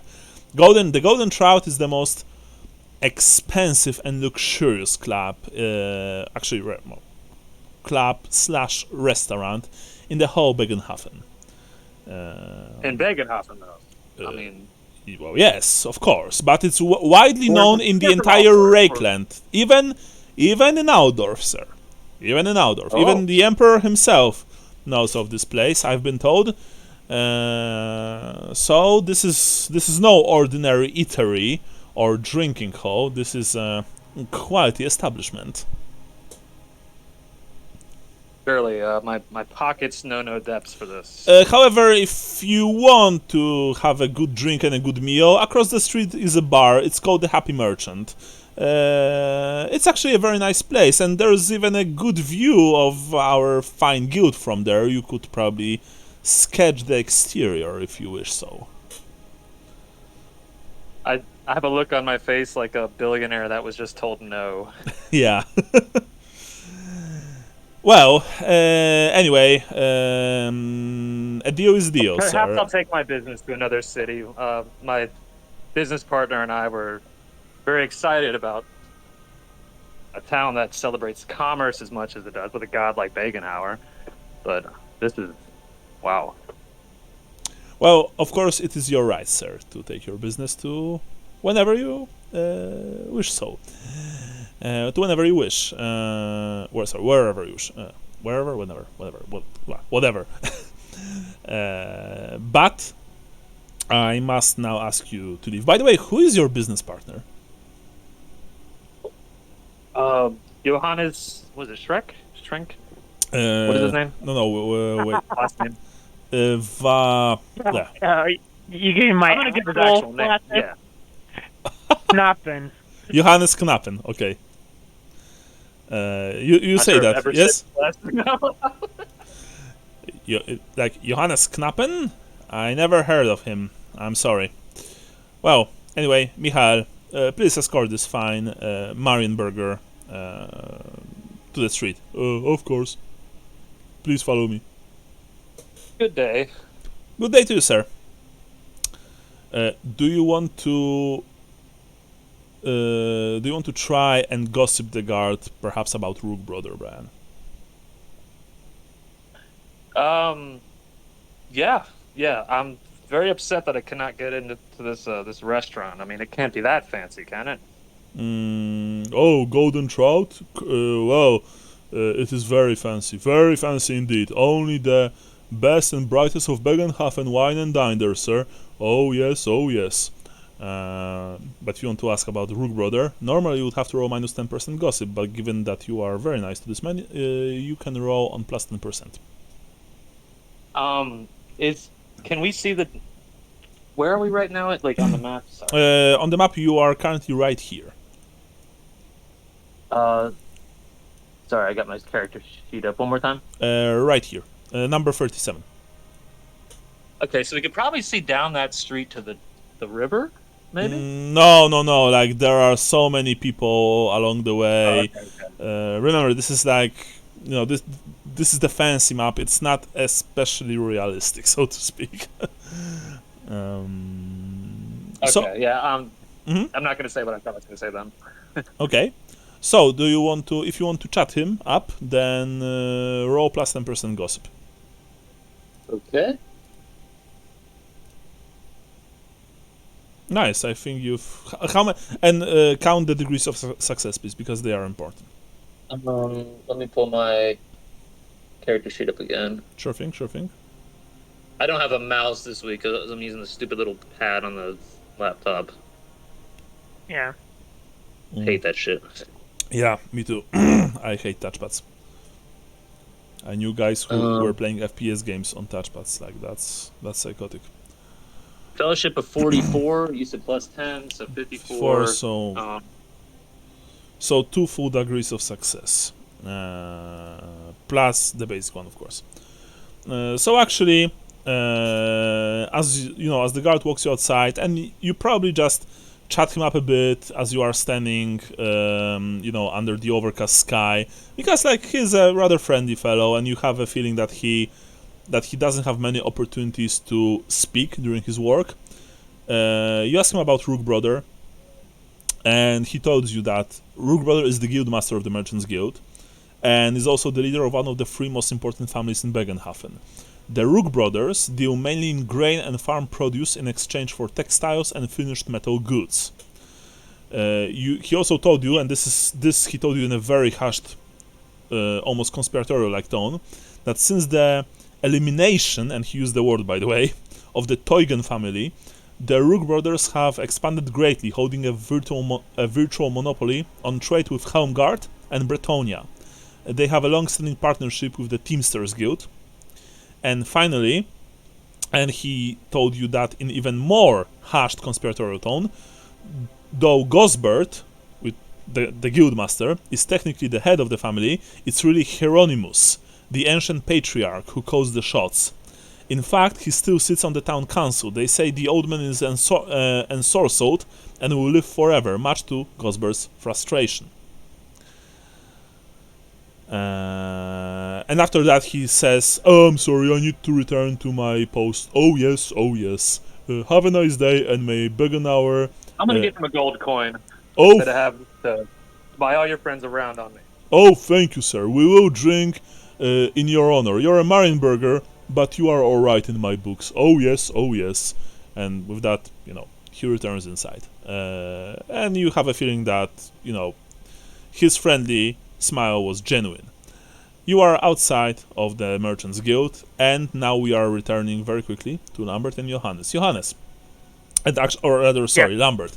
As you are standing under the lamppost, you see that Johannes tries to make make every single catch every single detail of Rook Brothers' home. And you can immediately see that something is not right, because the gate opens and there are like 2 men emerging very quickly. They're not running, but they are like walking rather fast towards Johannes. One of them is obviously dressed as a servant. The other one is armed and lightly armored, but given his stature and the way he moves, he's obviously a warrior of some kind, a bodyguard. The well-dressed man, Johannes, of course, you see them as well. Mm-hmm. He moves towards you very quickly. "Hey, you! Stop there!" he says. "Yes, sir. What can I do for you?" He approaches you. I hold out my hand. Mm-hmm. "Johannes." He doesn't. Nice to meet you. He looks incredibly. He has this look of intense suspicion on his face. He doesn't shake your hand. You also see that the guard has his hand on the palm of his sword, by the way. "I've noticed you walking in front of our esteemed guildmaster's mansion and eyeing it suspiciously. What are you doing here? Oh, What is your business well, here? I am admiring the architecture. I am a young merchant myself, and I had no idea this was the Guildmasters. Is this designed by Franz Stellmacher? Okay, time to bullshit him. You need to roll. Jesus, what is the? You need to roll. You need to roll I have fellowship. charm. Okay, I have charm. you can roll charm, but minus 10%, and this is a counter test because the man, he looks like he's very thin, he's very small. He has this horrible haircut that it's like a bow, but the top is bald actually. So this is fortunately one of those haircuts that are no longer in use, much like mullets. the tonsure. Yeah, the answer. I mean, the worst haircut I've ever seen in my life, and I have to thank you Americans for this, is the reverse mohawk. The no hawk. Yeah. Oh man. Yeah, that's... I gave myself a reverse mohawk when I was like 4. Really? Yeah. Yeah. Jesus Christ. Well, you found a pair of clippers, eh? I found Dad's shears, Yeah. like his beard trimmer. Like, Yeah. That'll do it. mohawks themselves are badass. No one will tell me otherwise. But reverse mohawk is like an abomination. Anyway, yeah. The other one that was popular for a little while, but Liberty it spikes. Well, I was gonna say it was the shaving half of your head. What? Really? Yeah. So having like a sort of a Sid Vicious, Johnny Rotten style sort of spiky haircut, and then shaving half of it off. Okay. Wow. I haven't. It was a thing for a little while. I never had it. I never knew. It might have been more of like a West Coast, like an LA thing, but there were people who had them. Okay. That's wow. I didn't even knew that something like that existed. It sounds terrible. Yeah. But anyway. Yeah. Yeah. This man he's clearly, he feels like, you have a feeling that he tries to feel very self-important, and he's incredibly mistrusting of you. So roll me minus 10% gossip against his. Is it gossip or is it charm? Sorry, charm. Okay. Yeah, against his own. Because I have plus 10% in charm. Yeah. In gossip, I mean. Okay, charm. All right, I'm rolling charm. Mm-hmm. You. Whoa! I've just botched. So tell me, all right. how do you want to do this, Sean? Because you've destroyed him in conversation, but remember, he still has an armed guard. So I want you to explain to me, how did you manage to win this one? I rolled 99, so that's horrible. Yeah, that's pretty bad. Well, I just say, I explained to him how I am an admirer of fine architecture, and as a young merchant, I'm looking for designs for my townhouse that I'm going to construct in Altdorf. And I try to bullshit him about have you heard of the architect so and so, and do you know who drew up the plans for this house? I'm intrigued. So that kind of stuff, and I start trying to be like, oh, is it possible that you could give me a tour so I could see the inside of the house? All right. So as you are, as you're just bombarding him with words, you are, of course, giving those completely fake names for various architects and an artist, and he's like, he completely believes you. You can see that he completely believes you. Of course, the guard, he doesn't know what you are talking about, so he just stares dumbly at both of you, and he says, I mean, in that case, of course, sir, you can. I think that, Yes, you can observe the architecture. No, I'm sorry, I can't give you a tour. I would probably lose my job. My master would be most displeased. But yes, please go ahead, and there won't be any problems. And have a nice day. And Lambert, you've seen all that, and you know. I bow with a flourish to him. Yeah. Thank you, my good sir. Of course. And with that, he snapped his fingers on the guard, and they both return inside the mansion. And by the way, given that you had such a good roll and they had a botch, so before they return, you can take a long good look at the exterior of Rook Brothers' house.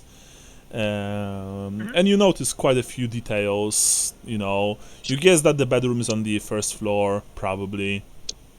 You think you can see the kitchen from through the window on the first floor, on the bottom floor. Sorry. But after after they go inside, of course they lock the gate. And that's that. What are you doing now? Okay. I am wrapping it up and heading towards the park. Like I'm still strolling around. I glance at Lambert and sort of shake my head towards the park, and then start walking that way.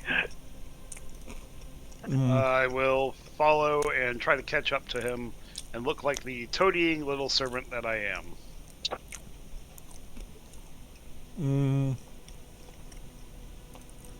Anything else? Yeah, I'm here. Sorry, I'm jumping, so Okay. I want to. No, you're good. Yeah. You guys are walking Yeah, towards the I park, used to Yeah. and the park itself is surrounded by a high fence of wrought iron. Okay. There is a formal locked? guard. No, it's open actually. At least it's open during the day. You guess that it's probably closed for the night. There's a formal garden set out around the fountain in the middle of the park, and of course there are various tree-lined walkways laid out around the outside.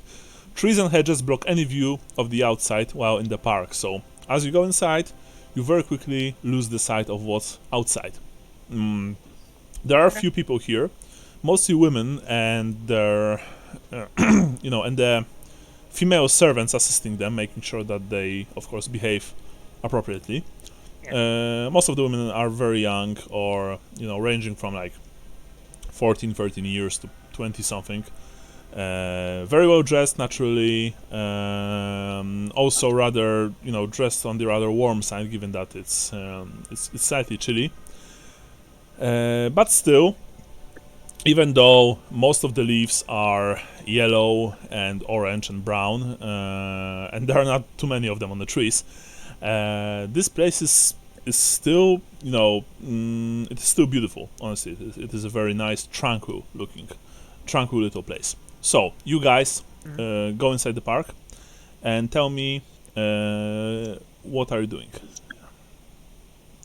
I just explained to Lambert that I got a little bit of a look inside the gate and described the layout that I saw with the possible bedroom and kitchen on the ground floor. And that's all I got so far. Well, Something with that sneaky man. did you notice a way over those walls, or are we just gonna, catapult my little tiny ass over it? I don't know. I just was trying to get a lay of the property, and that's the best I could get for now. How high were the walls? Do you figure? A man and a half. I think we could probably drum up a ladder.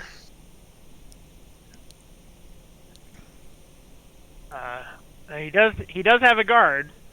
I don't know if he has Yeah, more but he than doesn't have a guard stationed outside the walls. True.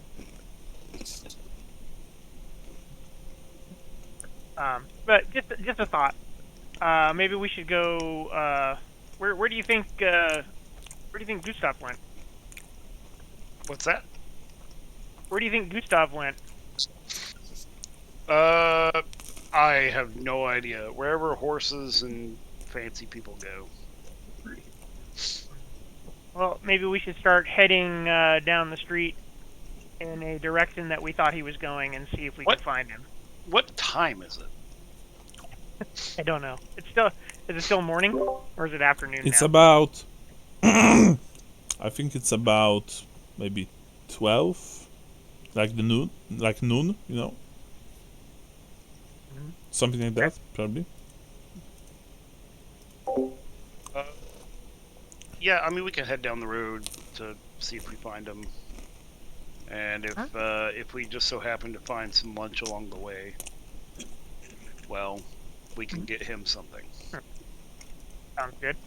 Rat on a stick. Now remember, you don't have any idea where the coach was heading. That's the problem. Down the road means that it could have went anywhere in the town. Right. Well, my assumption is that right now is that it headed somewhere down, somewhere in the vicinity of I'll ping it of that. So essentially like the Dreikerplatz. So I figured that we'd start walking down that way. Isn't that the center of town essentially?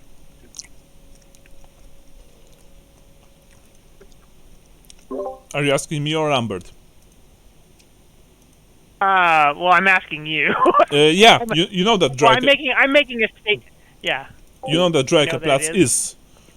Sorry, you know that Dreikerplatz is the center of the town. Yes, indeed, it is the center of Bögenhafen. Yeah. So I'm telling. Why don't we just head to the center of town and see what we see, and if we can't locate him, we'll make our way back to this lamppost that he wanted us to meet him at. That lamppost is pretty exposed, man. People are gonna have a lot of questions after a bit. Yeah, I know. Let's find. Like, is there any market along that Dragonplatz? Well, I along- think if I Mhm. what's number 18? 18? So 18 is the Temple of Handrik, and I think that we can vaguely see the area. So we could go and hang out in front of the Temple of Handrik. That's fair. That's a big, Even though big imposing building. Yeah. You were near Dreikerplatz before, so you know that there are quite a few vendors selling foods and other items there. I'm just saying, like, mhm. if we're potentially gonna be doing a little B&E, I've only got 10 foot of rope back at the end. I could use some more, so I don't break my ass coming down the other side of that wall. I've already got a grappling hook though. Cool. Well, let's go. Let's go. What I want to do is I want to get like one of those big ass turkey legs like you get at Disneyland. Oh yeah, big funnel cake. And then we can go rope shopping. Anyway, we're walking in the general direction of Dreikerplatz, trying to look like we're not up to something. But wait, what kind of turkey leg? The leg of a turkey. Well, just so it's a weird American thing that I've only seen at I think what is it, medieval times and Renaissance Festival. Six Flags. Flags. where it's just like this giant fucking drumstick. So like the drumstick of a very large bird.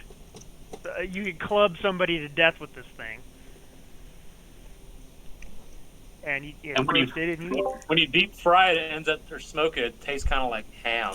Really? There's. I mean, Yeah. I know what a drumstick is, of course, but you can really attack someone with it.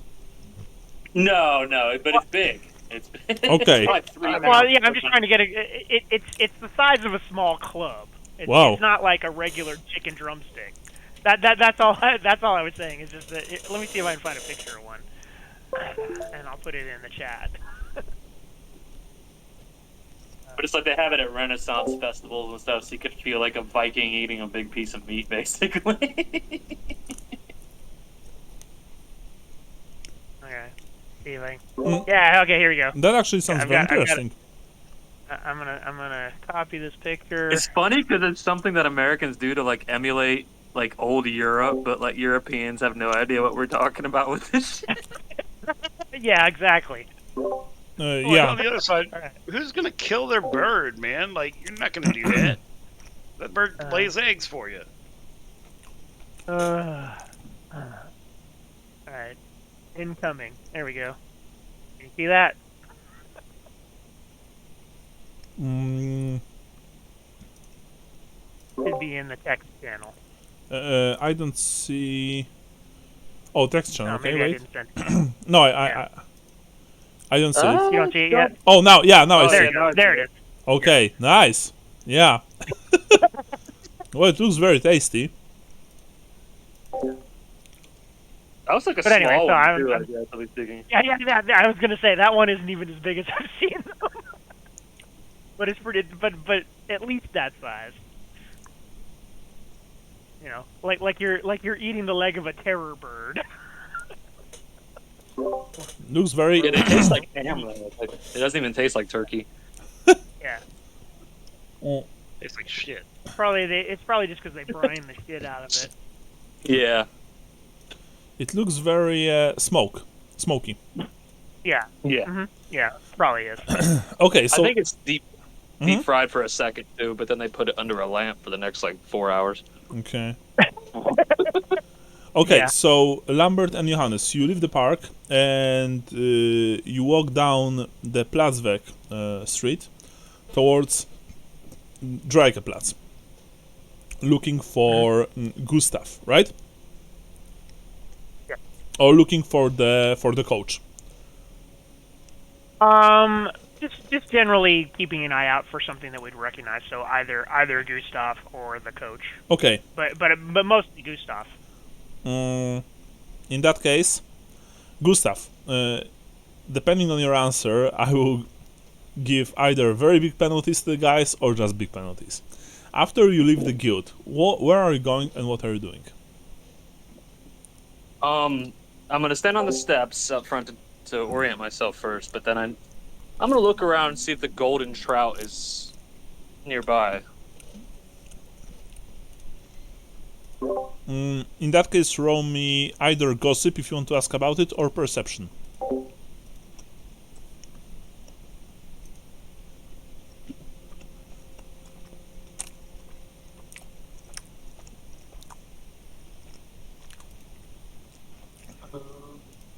Let's do perception, I guess. Okay. Roll. I'll re-roll that. I've Okay. got 2 left after this. Sure. Is that a botch? Is there a modifier? No. I'm pretty smart. Hang on. My intelligence is 63. So you've passed. Yeah, barely, but Yeah. Because you have perception bot, yes? Yeah. Okay. So you spotted that the Golden Trout Club is actually it's actually across the plaza. It's actually a golden salmon. Yeah, it's a golden salmon. It's like a bootleg version of the golden trout. It's across across the plaza from Merchants Guild, and you notice, interestingly enough, that this is not a single building. It consists of 3 buildings connected by covered ways, and even from this distance, you can see that it is indeed a very high class establishment. It's it's well maintained, well kept, and there are quite a few people standing outside it. But of course, you would need to get closer to get a better look, naturally. Even from here you can see the sign. It is a fish with a coin in its mouth. And you guess that this sign is taken from the town's coat of arms, from Bögenhafen's coat of arms, actually. I'm going to approach it and scope out the outside, see if they have like a menu posted up or something. Yeah, you do that. Do you want to approach it and walk around it, or just the front? I'm gonna walk around it. I mean, Okay. I'm still in tourist mode, so. Sure. So as you approach the front, no, you don't see any menu. You see, however, that there are armed guards standing outside, and the all of the windows, of course, are barred, but in this very nice way. This is a place that you can eat on the first floor as well, of course, not only on the base floor, but also on the on the higher floor. The smells coming from inside are incredible. Like the food that they make there must be delicious.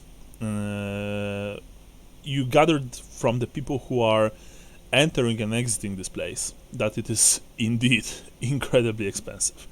Like merchants, not your basic merchants, not like the merchant that you've met earlier today, Waldemar Hafenstengel, but only the very wealthiest, the very best, they dine here.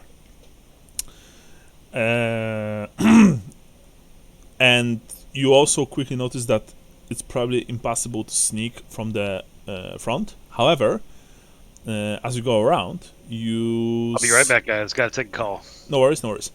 As you walk around, you notice a servant's entrance, leading to a loading dock where the Golden Trout receives meat, produce, and supplies, carried over probably from the river. It's not guarded. You've spotted like maybe two cooks, standing outside with very tired look on their faces, chatting quietly. They don't even notice you as you move past them. And yeah, this must be like the entrance to the kitchen itself, because the wonderful smells are even stronger here. You guess that probably you would be able to sneak through here. The question is, what are you doing? I'm not trying to sneak in right now, but that's good to know. I'd like to know what they're serving today. So I don't know if they have something written out front or No. if they wouldn't put that information out there. As I mentioned before, there's no information on that, unfortunately.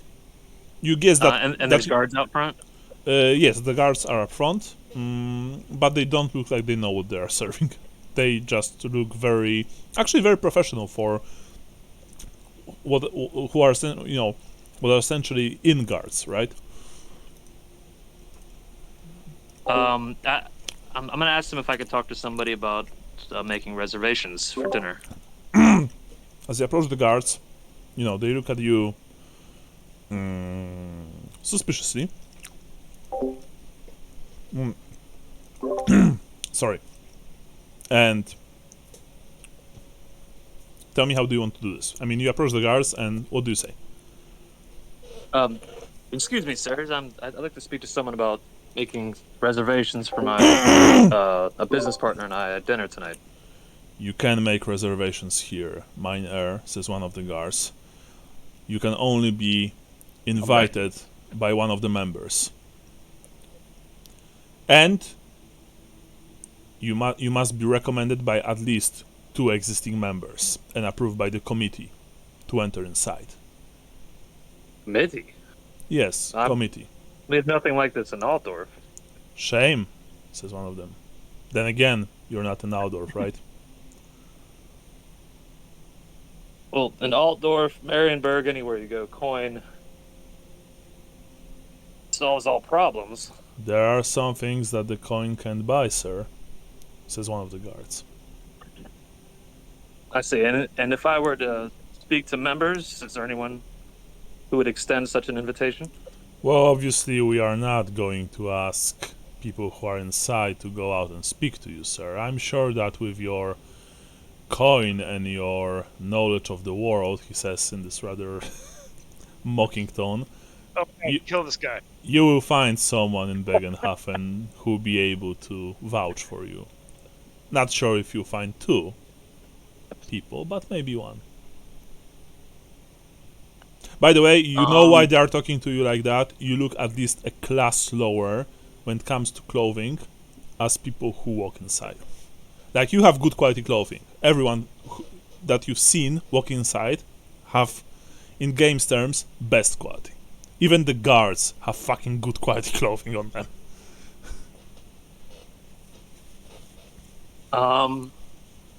Okay. Wait, you didn't tell me we were hanging out with a poor. So what are you doing in that case? The guards, they're just eyeing you with this mix of amusement and contempt. Yeah, probably. And your names? Anton and Frederick. We I give them can't vouch for you, one sir. gold I'm sorry. coin. What? I give them each 1 gold coin. They don't accept it. Sorry. We're professionals. Nice. What are But- we, peasants? But you can spend the coin and drink our toast our health tonight. We'll be obliged. That's one thing I will not be doing. Good day, sir. Good day to you. Anton and what was the other guy's name? Frederick. That's my mission, is to have a meal in this place with somebody important and get these assholes fired Karen style. Roll me intelligence, funny. Brian. Basic. Okay. You know someone. Damn. Elise Magirius. That was that, yeah. You have a feeling... She's a Hell mover and a yeah. shaker. Yeah. What? Sorry, Brian? Yeah, she's a mover and a shaker in town. She belongs to one of the mercantile families, and you guess that she has access to this place. And she Guy Johannes met might be somebody too, right? well, like I said, Hafenstengel doesn't look important enough to go to a place like that. Okay. Like he's a smaller merchant, smaller time merchant, so to speak. But Magirius, you have a feeling, yeah, she probably would be able to help you. Especially since she told you that you can ask her for help if you need any. Okay. I'm gonna make my way back to the lamp post. Okay. Landmark or whatever. So, do I want to be an asshole? No. Since for continuity's sake and for simplicity's sake, you've met Johannes and Lambert along the way. Guys in the crowd, of people going back and forth through the Platzweg street, you've noticed Gustav. And Gustav, you've noticed them. I'm gonna flag him down. Oh, so we've noticed each other. I go, hey, Gustav, and walk over to him. We were just on our way to get some street meat and some rope. Well, build up your appetite, because we're going to the best restaurant in the empire. All right. Dressed like that. I'd like to make a point here with this place. They're very rude, I I guess. only have good quality clothes. Also, I don't have best quality clothes. I have some best quality clothes. Can you squeeze into a halfling? I followed the guildmaster to the Merchants Guild, and from what I gathered, speaking of the guard there and everything, the guy he's not actually calling the shots in the family. It's an older guy, but there's some rumors about him and all this and that. Something else about the guy, I forget. What was the other piece of information I got about the family? That after the Teugen family fell, the Rook brothers, the Rook brothers' power greatly increased. Okay, yeah. I'm gonna relay that information, and that the guildmaster regularly eats at this restaurant called the Golden Trout, where they don't care how much money you have to get invited by a member, and it's only the noble elite in town that are members, I guess.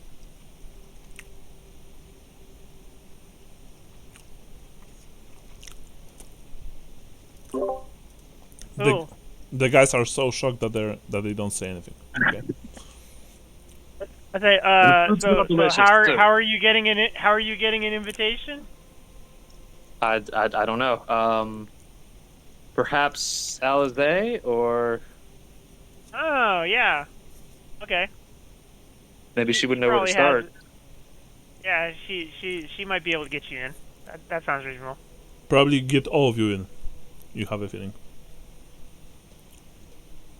Unless, of course, she doesn't have that kind of power, but you have a feeling that she has. She looked very wealthy and very influential.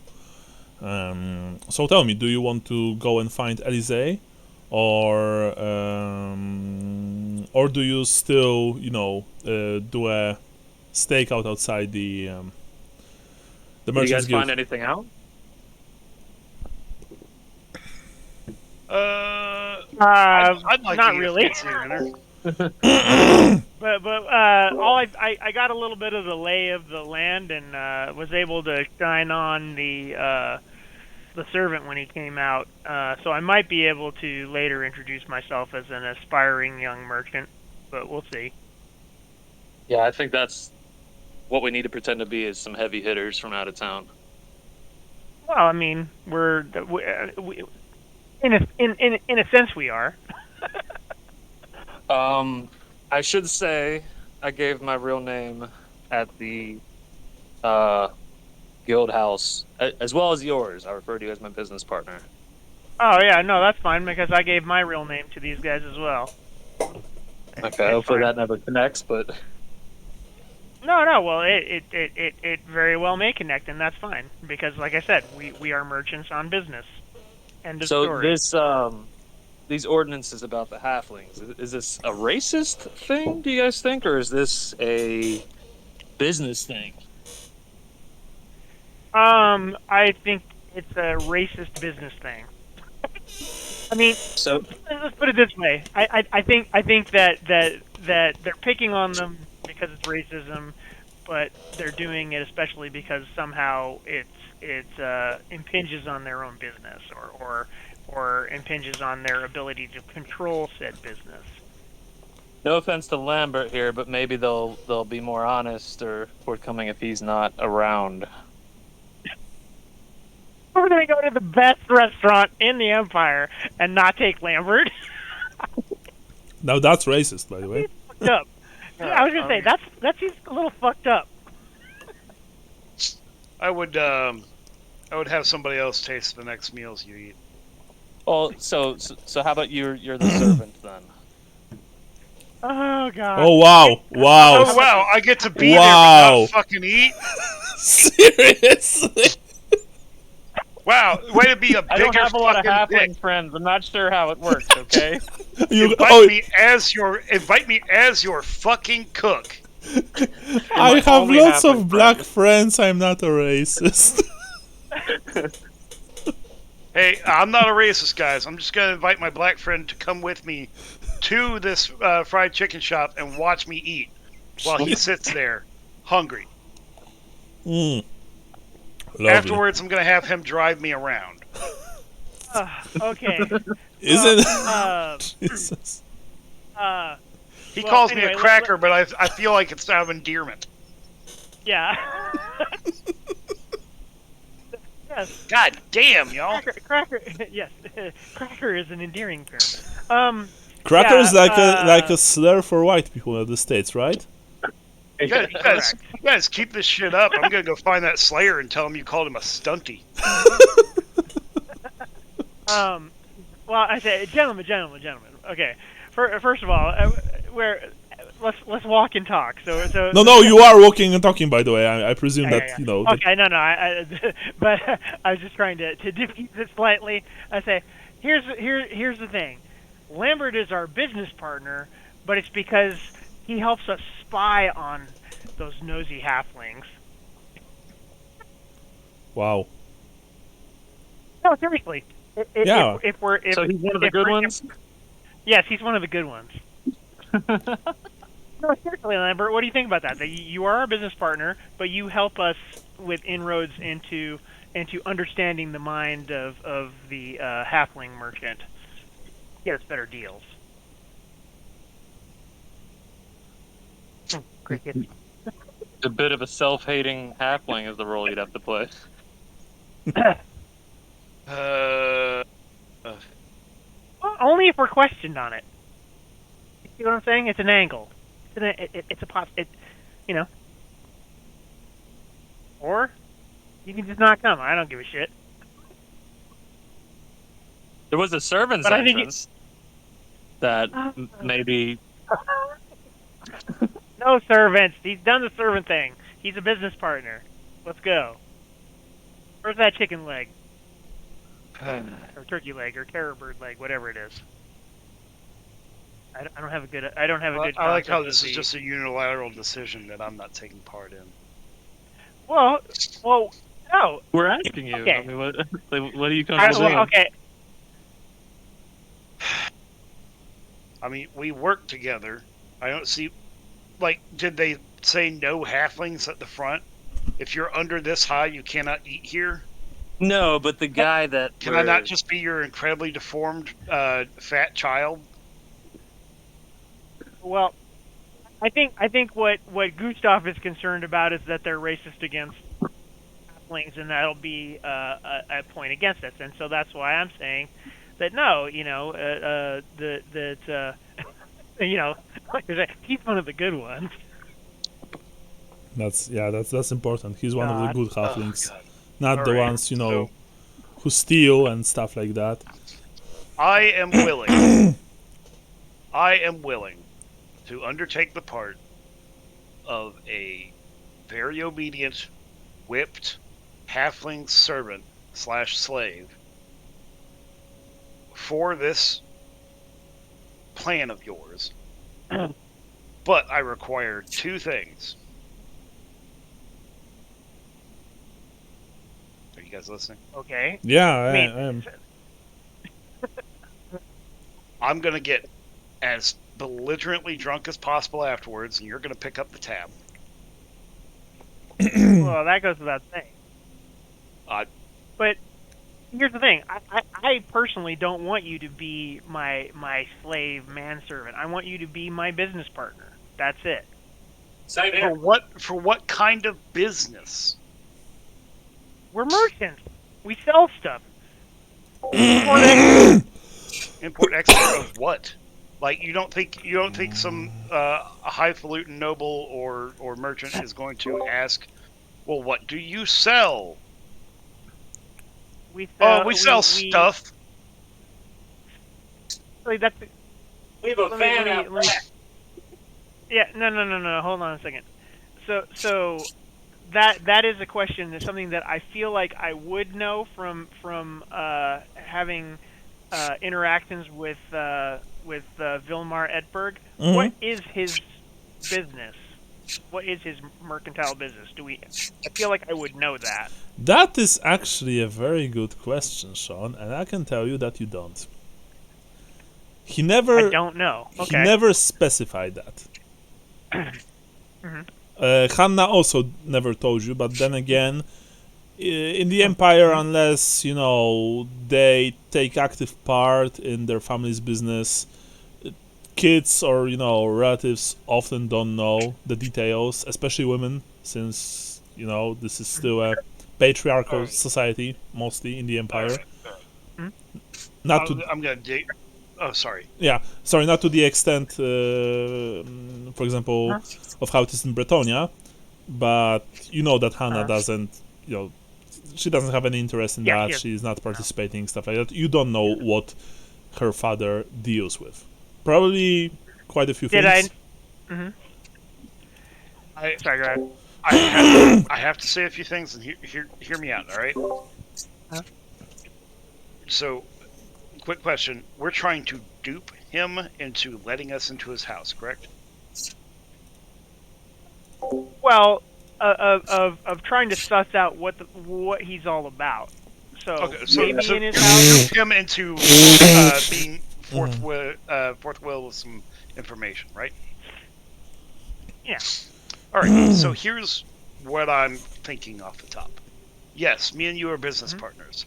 He's going to look down on it because I'm a halfling. However, He's also going to poke around. I imagine he's going to send out little spiders to ask questions here and there around town about what we've been doing. So, you work for Edberg.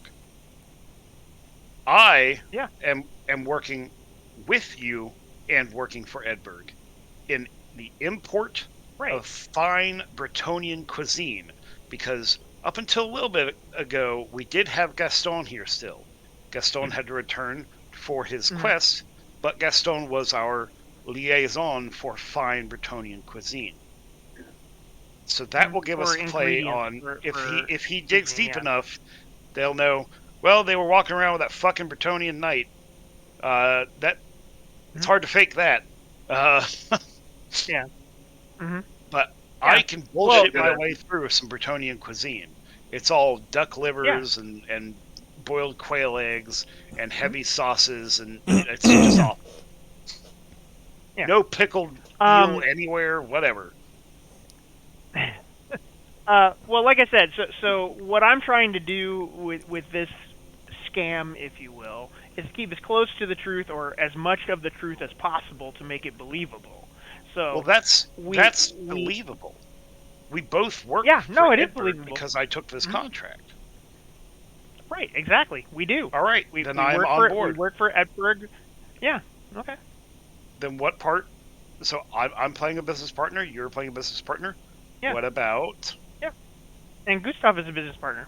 And Gustav is a business partner. I'm not the business one, but I'm a business partner. Yeah. Yeah. That makes sense. Well, no, but so that's what I'm saying is we don't have to lie about any of that. Yeah. And you know what business are you in? Well, right now I'm working for Herr Edberg. I'm shipping items for him, and I'm working my way into the guild in Altdorf. I'm sourcing places of interest in spreading Bretonian. Yeah. Fine. Perfect. Bretonian cuisine. Well done. Yes. Only the best. Only the best. All right, I say we do that. Okay. We're going And to we buy like 10 we in a row. Sorry, Brian. You need to get you guys. What was that, Brian? Sorry, because you said something. Right now, are we going to Alize's place to get her help getting into the restaurant? Yeah. Yes, So we're picking up a turkey leg on the way. And we need to get you guys better dressed. Okay. I can live with that. Okay. So in that case, do you guys first want to go to Elysee or do you want to buy some clothes? Because remember, buying best quality clothing along the way, it will take time. They are usually, made to order, stuff like that. They need to take your measurements, things like that. It takes time. Okay. You have a feeling, without even rolling, that if Elysee will manage to help you, you probably won't have to buy best quality clothing. Good quality will suffice. Because remember, you only need to be recommended by a single member, but if you want to become members, then there's the whole, 2 people acceptance and a committee, stuff like that, right? But if you just want to go in and eat, you only need a single recommendation. So Elysee, if she managed to help you, will suffice. Yeah, I think we should skip on the clothes for now, and just focus on getting our lunch and going ask Elysee for an invitation. Okay, Elysee told you where she rope. lives, by the way, and you also stopped at her house once the moment you got into Bögenhafen, by the way. So you go to her house, and it was second.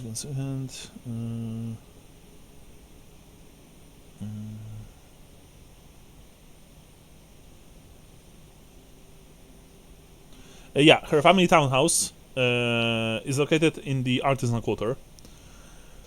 It is a very nice looking two-story house. Of course, not on the level of the establishments present in Ring, but still, the Magirius family. It's more than obvious that they have coin. Once you reach the artisan quarter, which, by the way, if you recall correctly, it's somewhere around here, near the eastern wall. Who's doing the talking? Who's approaching, the gate and speaking with the servant to? Well, I didn't have contact with her beforehand, so it's one of you two. I don't recall who had better rapport. Actually, with sorry, it, you, it's Gustav, somewhere or around here. me? Yeah, it's somewhere around here. I sat in the carriage with her, so I will Okay. ring the bell at the gate or however it works. There is a bell. You ring a bell, and a servant in the livery of the Magirius, of the House of Magirius, approaches the locked gate. He looks at you from behind the bars and asks, "Yes, sir. Can I help you?" Well, yes, I'm Gustav and Hawk, and these are my companions. We spoke with Lady Magirius the other day. We'd like an audience with her again. Oh yes, she mentioned that you helped her on the road. Of course, I know who you are. Please wait here. I will see if the lady will have time to speak to you. And with that, he turns on his heel and walks towards the house itself. Because this, Magirius residence is also covered by a very short wall, but the courtyard is half the size of the one, for example, which Rook brother has. You see that the servant disappears inside the house. Literally after 2 minutes, Elise Magirius emerges. She has this wide smile on her face. She opens the gate for you personally and invites you in. Please, inside. Come inside. I'm very glad to see you. She, of course, invites all three of you, right? Hopefully. Yeah. She also invites you inside the house and leads you to a small, well-lit room where you sit on a couch. On a very nice-looking and expensive-looking couch. Servant, after a minute or two, appears with 3 glasses of sweet wine. Actually, sorry, 4 glasses because one also for the lady. The wine itself is very good. She offers a toast for your health, and after you all took a sip, she relaxes in her comfy chair and asks what brings you to her house. I was wondering if you could get us a dinner invitation to the Golden Trout. She raises one eyebrow as you say that. The Golden Trout. That's. I mean, I can give you the invitation, of course. I sometimes dine there myself. But you must understand, this is a very expensive establishment. How expensive are we talking? Well, they only take gold for even the simplest meal and drink. And, you can't have any weapons inside. You must behave perfectly. And I'm not saying that you won't, just telling you the rules. This is more of a club than a restaurant, per se. And, it has traditions, so to speak. Elector counts dine there. And supposedly, even the Emperor himself tasted a wine from the cellar of the Golden Trout. And found it to his liking. It was before the war, she says.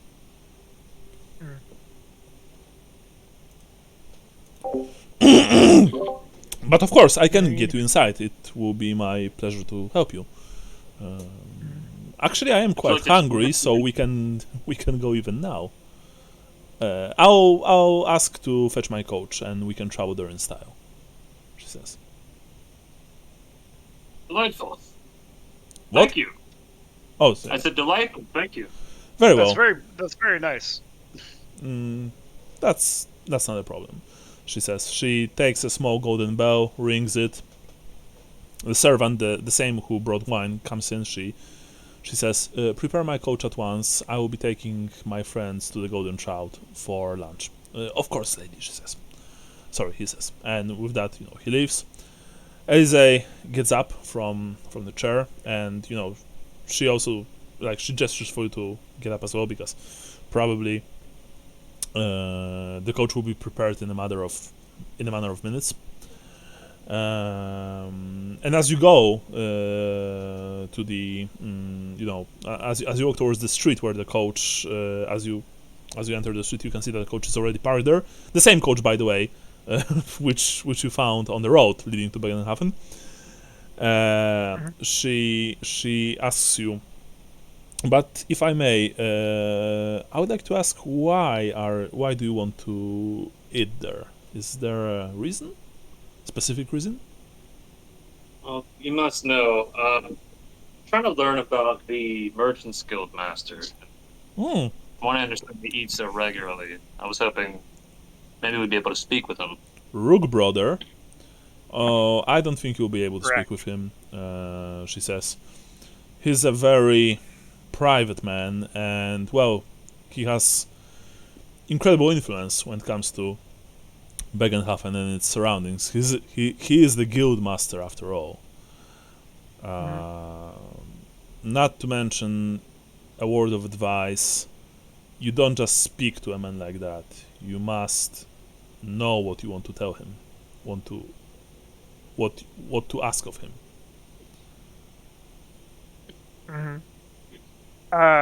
Who was the other guy's name? I was looking back through the thing. I don't see it written down. But which guy? There are three large mercantile families here, if that's what you're asking, Sean.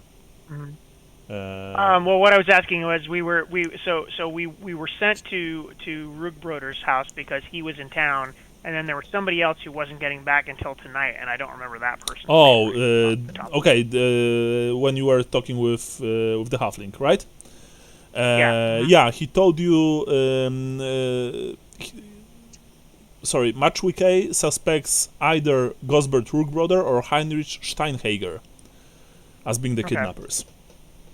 Okay. But he told you that the Steinhager has not yet, if I recall correctly, that he has not yet returned. Correct. So I'll just say do you know a Herr Steinhager? Wait a second. When you said that, you see that Elise's face darkened, and she says, "Yes, I know Heinrich Steinhager, indeed. Why are you asking?" And you can see that her smile is very forced.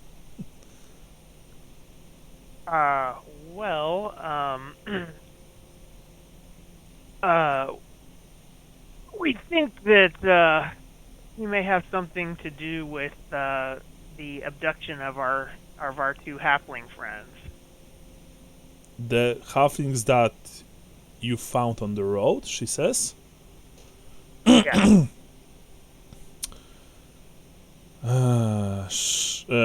You can actually all of you roll perception test, please.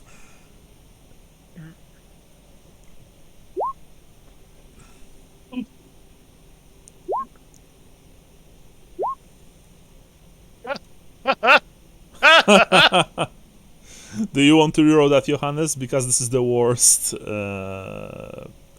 roll that you can have.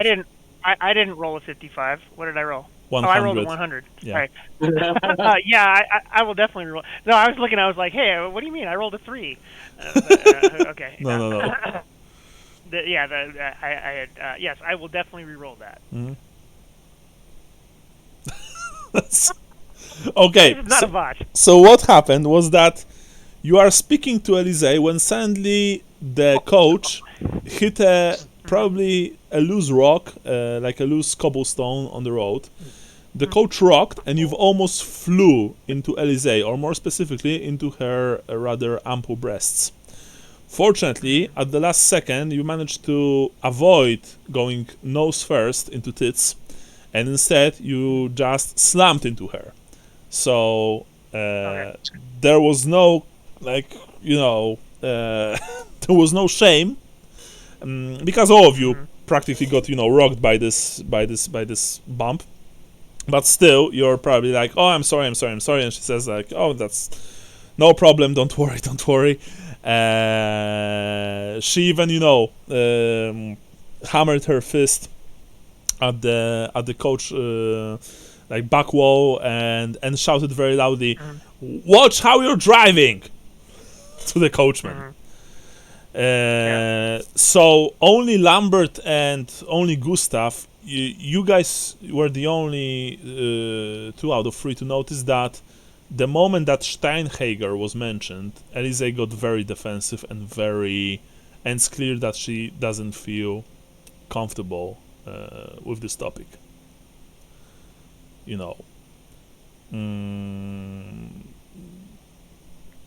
And she actually uses this whole bump on the road to quickly change subject, saying that, Okay. well, I mean, I'm sure that what were their names? Matchwike and I don't remember. I'm sorry. They will probably speak to the authorities about the kidnapping. I'm sure that our that the law will sort this thing out. Anyway, golden trout. You must try the goose. The goose is excellent, really. I will order it for us and maybe a fine bottle of Tylian wine. What do you say? And Sounds delicious. yes, she obviously doesn't want to speak about Heinrich Steinhager. Yeah, cool. Of course, you can force the topic if you want. No. Okay. Very quickly, you arrive at the Golden Trout. The coachman opens the door. He, of course, first helps Elise get out, then he waits for you to get out. He doesn't help you, by the way. You can see that the woman, shot him a dark look, but she doesn't say anything else for this whole bumping incident.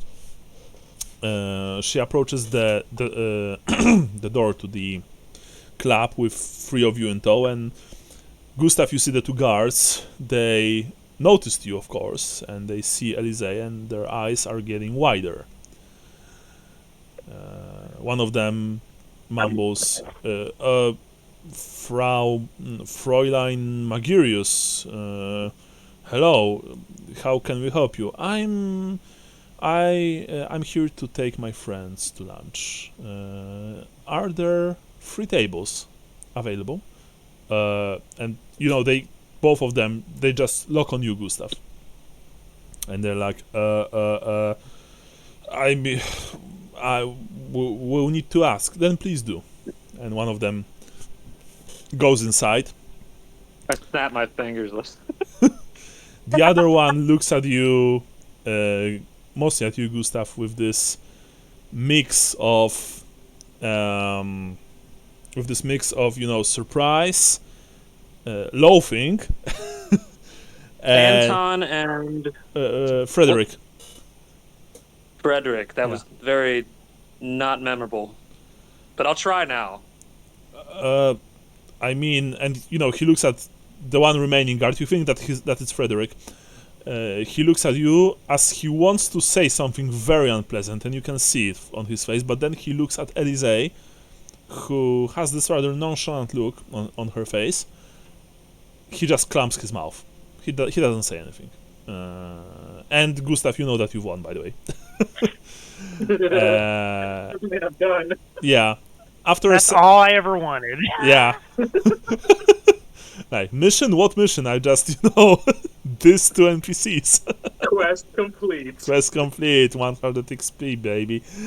After a few minutes, Anton returns. He bows to Elise, says, of course, there are few tables available. We even have been honored by her Rook brother himself. He currently has lunch with his father.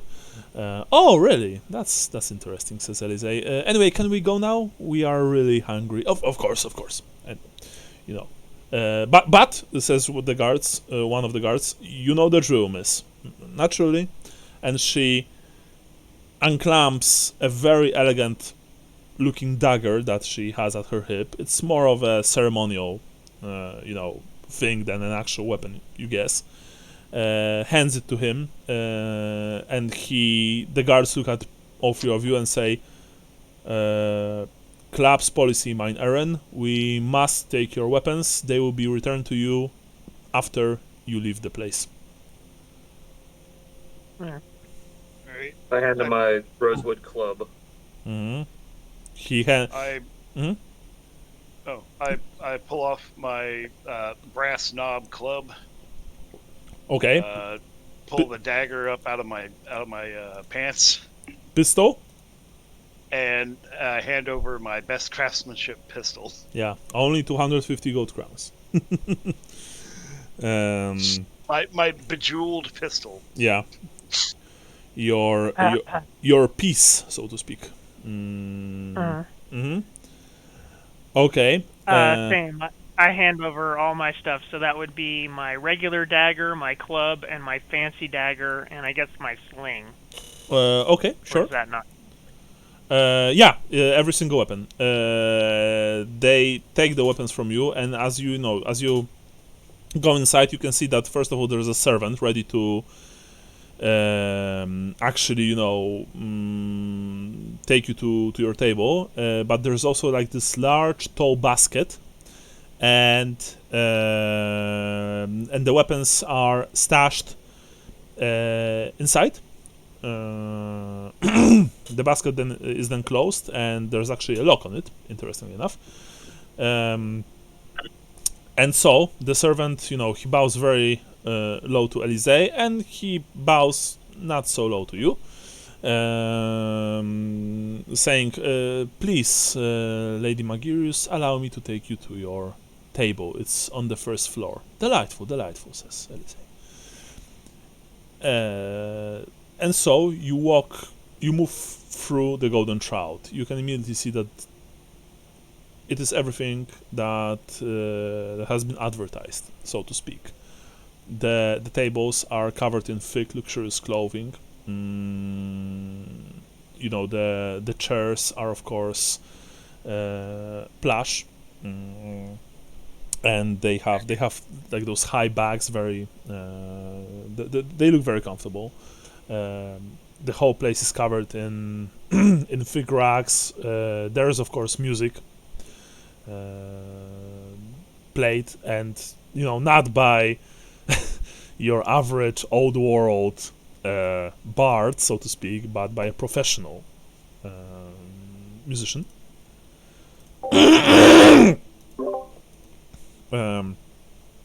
The smells are practically like, it's hard to describe them. You've never smelled a better finer food than here.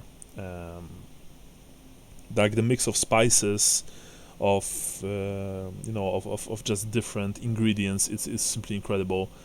You can also see, as you're glancing on the tables of people dining here, that the portions are very big, very large, and the wines, the alcohol that they are serving, of course, is top quality. You go up the stairs, you sit at a table near a window from which you can actually see the outside of Dryakaplatz, including Gustav, the Merchants Guild itself, and soon after the servant brings you the menu. But Elise just says, we would like to order the whole goose, and some good red Tylian wine. And so right now you are waiting for the food. People here, most of them talk freely, but all of you gathered that, around many tables probably business deals are being made. So the conversations are hushed. They're not conspiratorial per se, but obviously they're not for everyone's ears. All of you, I would like for you to roll perception tests. Basic.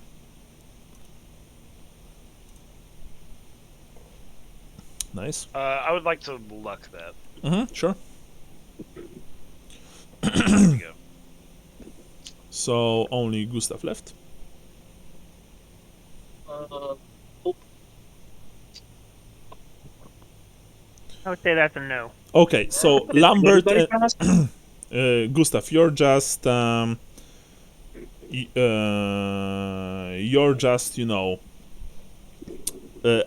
the interior. Fine wooden walls, covered with paintings and bas relief, stuff like that. There are even statues here and there of famous Bögenhafen citizens, as well, of course, as, for example, a few depictions of Bögenauer, the local deity. So you haven't perhaps seen what Johannes and Lambert have seen. And that people look strangely at all of you. And you know why. Because of Lambert.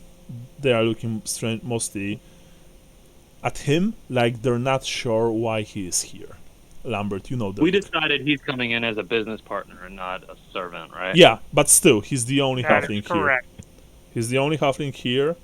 There are no elves, by the way, here. No dwarves, only humans. It's like, I'm sorry, this will be a horrible comparison, but it's like 50s USA and a black person walks into a place reserved only for whites. A white country club. Yeah, What you're trying to say. in the South, by the way. Yeah. Yeah, you know. Black guy in the sundown town. I got it. Yeah. In my lowest possible whisper to still be audible to my compatriots, I'm just going to say, we haven't announced who I am. I can switch parts if you still want me to.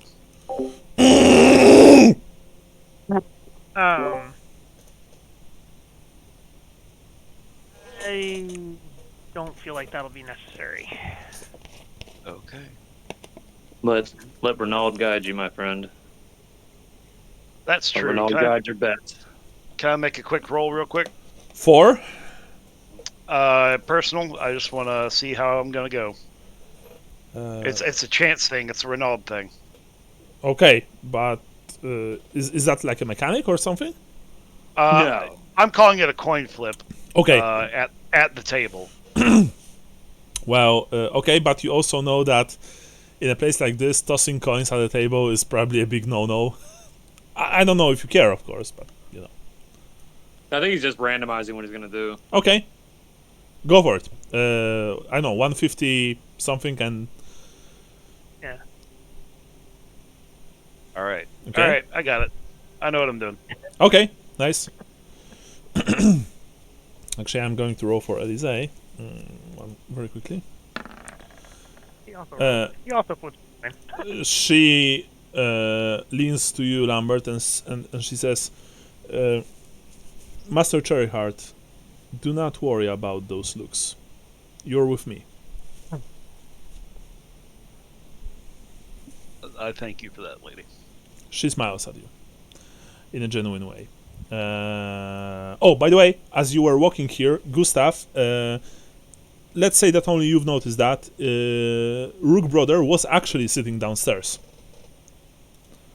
Oh. Yeah. I will make that known. Yes. He was sitting downstairs and he was he was having a conversation with someone, and that someone was a very ancient-looking man, but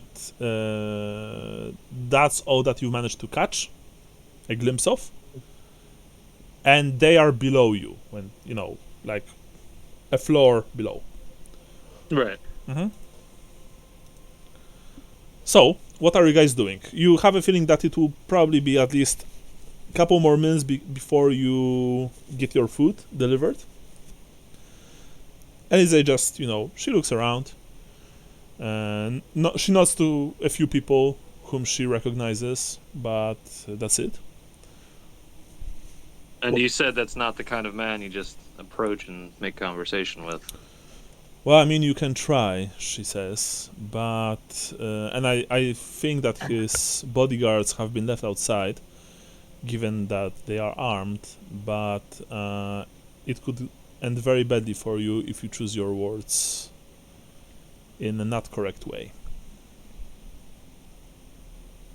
Okay, completely out of character. Mhm. Why does this feel like Beverly Hills Cop? You gave me herpes simplex 10.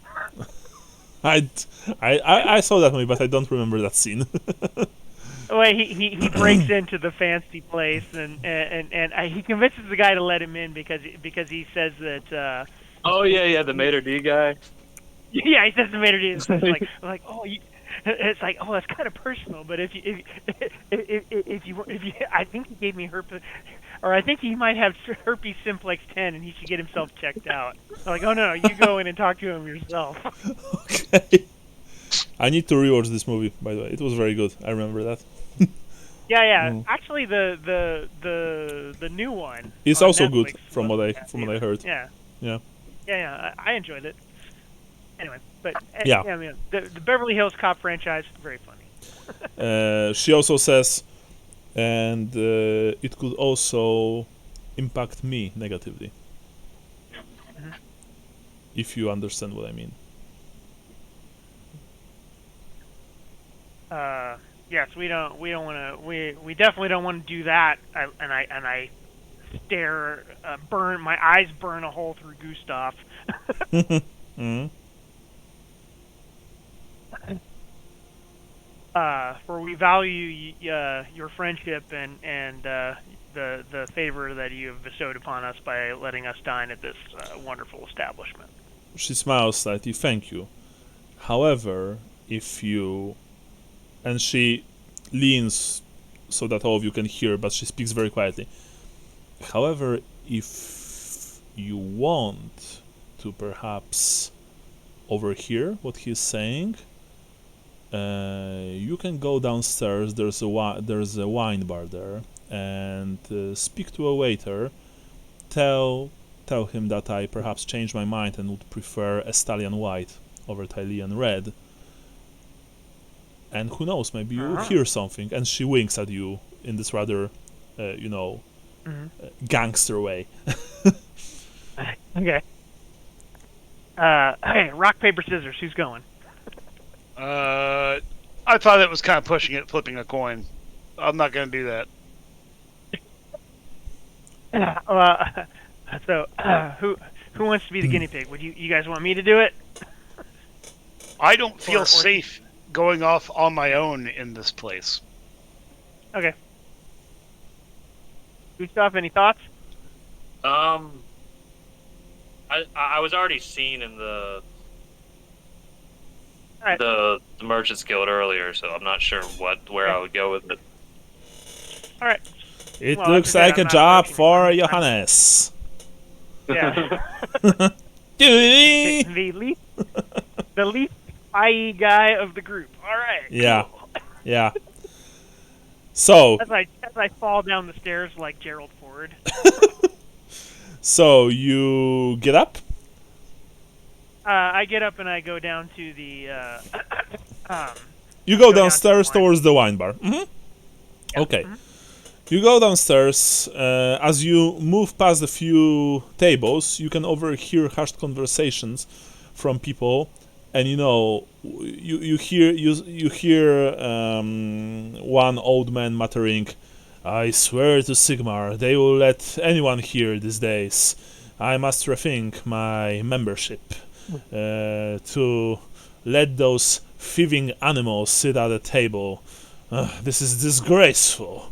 Disgraceful, I say. You know, another older woman at the other table says, "Well, this used to be such a nice establishment, but now it's simply too dangerous. I must keep my purse very close to myself, I think."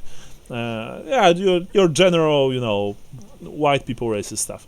Rather, sorry, tall people racist stuff, if I may be. If I may. But, like, I'm not joking. I mean, you can hear, you know, this really unpleasant feel from a lot of people here. And you guess that probably Elise will have some kind of trouble, maybe, you don't know. Then again, she doesn't seem to care that much. That's also the case. You go downstairs, you know, you pass a server or two, and, you know, one of them even asks, can I help you, mine Herr? Oh, yes, Fräulein Magarius has sent me down here to change her wine order, and I'd like to know. Would you which white would you recommend to go with goose? He's like, you know, I think you should visit the wine bar. And he points into the direction, and speak to Thomas. He's our what's the word for the wine guy? Sommelier. Yeah. I don't know what it is in German. Actually, you know, he would probably use the word sommelier because it sounds very pretentious, even though it's Bretonian, of course. It does. Yeah. You should speak to our sommelier, he says. He actually says it like that. He will tell you which white wine will go best with the goose. I'm sorry, and because you can see that he has he has his order in hand, so to speak, and he must deliver it to the table. So you go downstairs, and as you move towards the wine bar, you do indeed see the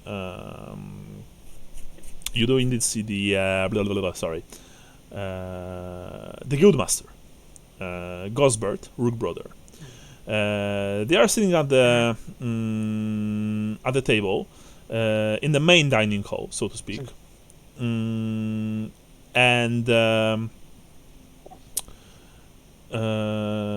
However, what Elise said before was probably not true, because you also notice that nearby there are two heavily armed bodyguards, canvassing the entire dining hall, looking for any sign of trouble. So, how this works, Sean, is that you can do this two ways. You can go to the bar and then roll minus 30% perception test, ear-based, so if you have, for example, acute hearing, you will get bonus. And maybe you hear something. Or you can go to the wine bar closer to the table. But, in that case, you need to make a concealment test to avoid notice from the bodyguards. It's not you hiding from them. This is you moving in such a way that they don't think you're a threat. If you make the concealment test, if you pass the concealment test, and of course this is a counter test, then you need to make only the basic perception test, not minus 30%, to hear what Gosbert and his father are talking about. But, and this is rather important, from the state of their plates, it looks like they are finishing their meal. Okay. All right. So what I will do is concealment. So what is concealment on? Agility. Oh, there it is. It's agility. Yeah. So since I don't have concealment, it would be half my agility. It would be half of your agility without any bonuses, because this is just, you don't really, you can't really do this very well in this place, so to speak. Okay. let's see. So that would give me a 23 to then roll a 63 or a 33 straight off the bat. Oh, by the way, you can also see. Sorry, you can also see that the old man, Hieronymus' rook brother, Gosbert's father, he does indeed look very ancient. He's like 80 plus probably. Wow. While Gosbert looks like he's 45, maybe 50, which, by the way, for the old world, it is old. But you can see that his father is positively ancient, but still, he seems more energetic than his son. It's clear that this man, like, he has power, and he lacks power. You know, his son seems a bit tired constantly. You know, he looks frail. His father, of course, is very old and very thin, but he also has this manic energy about him, almost like. But please tell me what you want to do. That's necromancy. Okay. What's that? I was like, Okay. that's Anyway. just like that pumpkin guy. Yeah. I am going to, because I feel like if I fail my my concealment thing, I'm gonna get roughed up by the guards. So I'm gonna try to do a minus 30 perception from the far away one. See if I can overhear something. So you will try and do that, yes? Yeah. Okay. So perception minus 30 Mm-hmm. would be 33. That's not too bad. Oh, it's an absolute success, by the way. Remember, 1s and 2s means that you've rolled the best roll possible. So, so yeah, okay, very nice. Sigmar be praised. Yeah. Everybody look at me. Yeah. Sorry. So you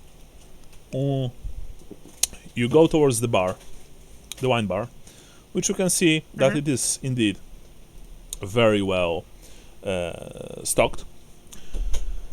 There's also the man, possibly the Thomas fellow that you've been, that you've heard about. And as you approach the bar, you can hear practically everything that's occurring at the Rook Brother table. It is incredibly evident that that Gosbert despises his father. And you know, it's also obvious that his father holds some kind of sway over him, that he's the one probably calling the shots, at least within the family. You know, his tone of condescension, his sneering at his son, his constant jibes at him. You can practically hear all of that. And it's just you know, it's just crazy. And you also hear his father saying, well, I guess that we are done here, given that you need to go to your family, right, Gosbert? Father, says Gosbert. Not so loud, please, someone might hear. Oh, come on, son. You're no fun. No one will care.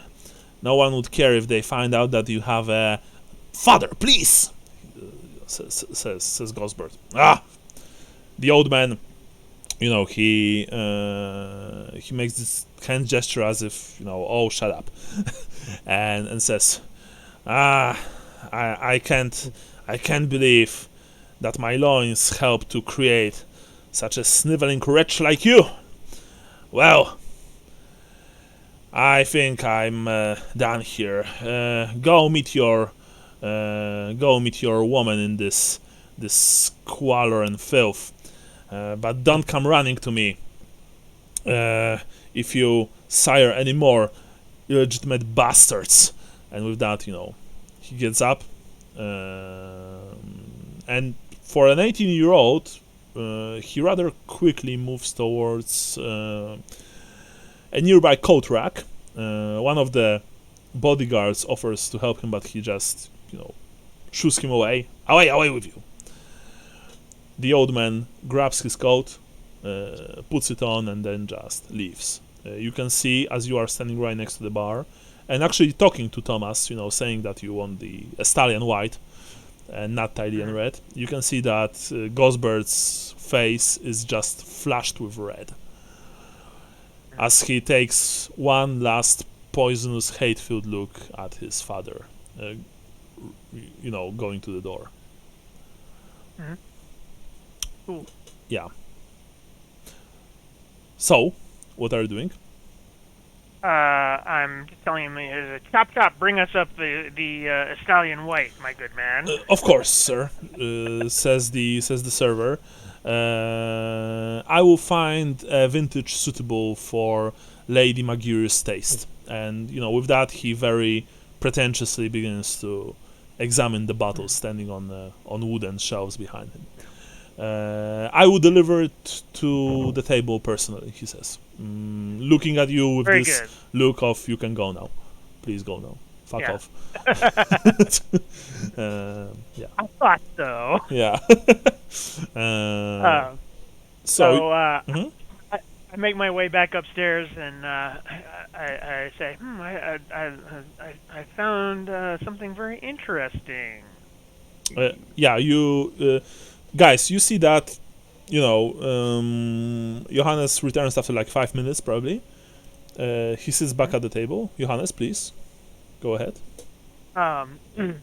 So I overheard Herr, whatever his name is, Rugbrot, or whatever. I wish I could remember these guys' names.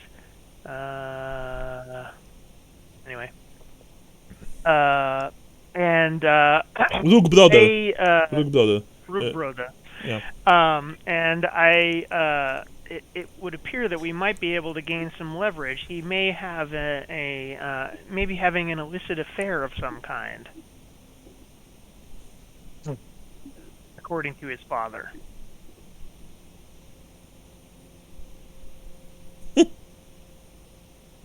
Huh. Don't all speak up at once. That's well. No, hold up. Like that's. Is that bad? Well, he appeared very upset when his father mentioned it. So he. I mean, like, we both met nobles before. They aren't necessarily noble. No offense, ma'am. No offense. Well, your ladyship. None taken. I mean, like, you see all kinds in certain sides of town. Mm-hmm. Well, what I'm saying is go ahead. Sorry. No, go ahead. You're the one that saw stuff. Well, it appeared to me that he was very nervous about his father mentioning it, and his father treated him with great disdain over it. So I figure if we were to let him know that we knew, we might be able to gain some leverage on him and get some information out of him. Ah. You know, Sorry, Brian, the what was secret that? is that he has a side piece. Ah. And perhaps some illegitimate offspring. Here's my point. I don't want it leading back to our faces being tied to this. We can leave a letter with that information for him, and keep some anonymity.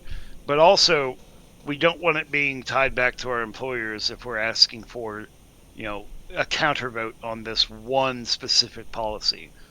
Maybe there's a couple of other policies that were like, hey, vote for this, definitely countervote this, definitely countervote this. Well,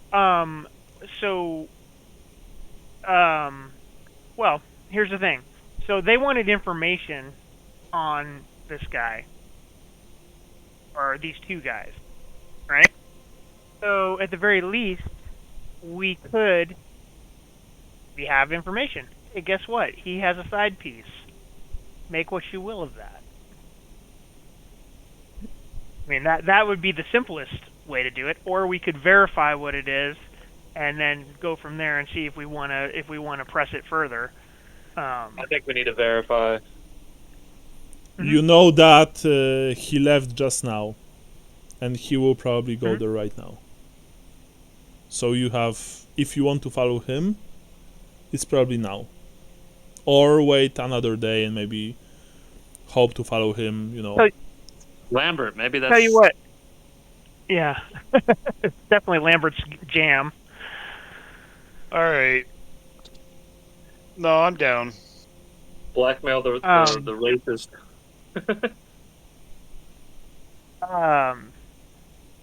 And Lambert, I'll ask you, do you want me to go with you, or am I too much a liability because I don't have sneak or conceal? Or Well, not that you're a liability. You are a perfectly capable person. I don't want more than one of us being exposed at any given time. On one of these ventures. We'll get a to-go plate for you. Yeah, a doggy bag would be appropriate. I'm sure the other people here would appreciate it. there's no such thing as doggy bag in the old world, fuck's sake. Well, somebody here loves their dog a lot, and I'm sure they can mention, I have to get this for my dog. It's alright, says Elise. If you must go, I understand. I hate that I have to miss this meal and dining at your pleasure, but business calls. Understandable. Just, she says, you've noticed, by the way, that she didn't try to persuade you not to do that, anything. She say, whatever you do, be careful.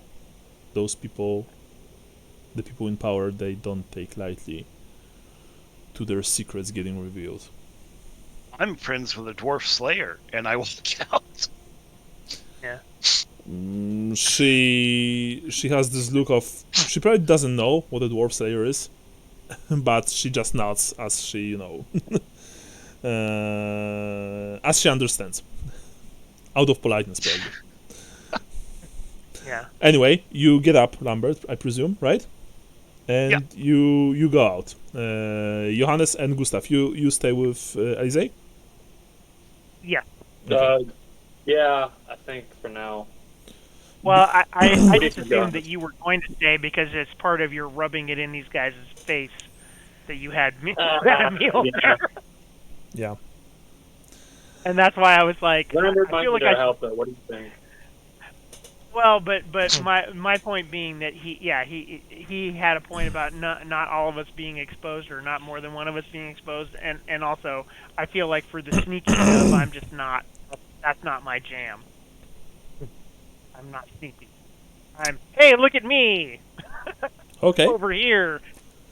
So you two stay. You also know that if you are going to stay, like if you won't leave now, you probably won't be able to catch up with Lambert because you have no idea where he's going actually.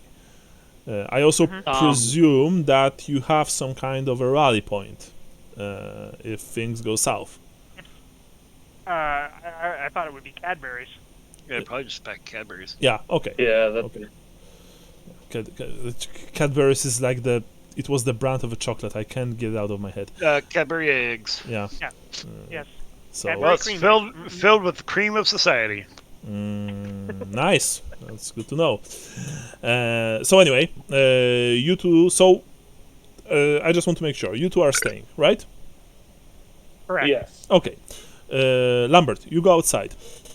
As you go outside, I retrieve my gear. yeah, of course, they give you back your gear without a word, actually. Given that you were a guest, of Elise, they probably it doesn't matter what the guards, feel about you or think about you. They know to remain professional. You retain your gear, and as you retain your gear and go outside, you see that the coach is already leaving. It is traveling from this place to west, towards west side of the town, and again traveling through Dreikeplatz, given the fact that it's very crowded. You have no problem with keeping close to the coach.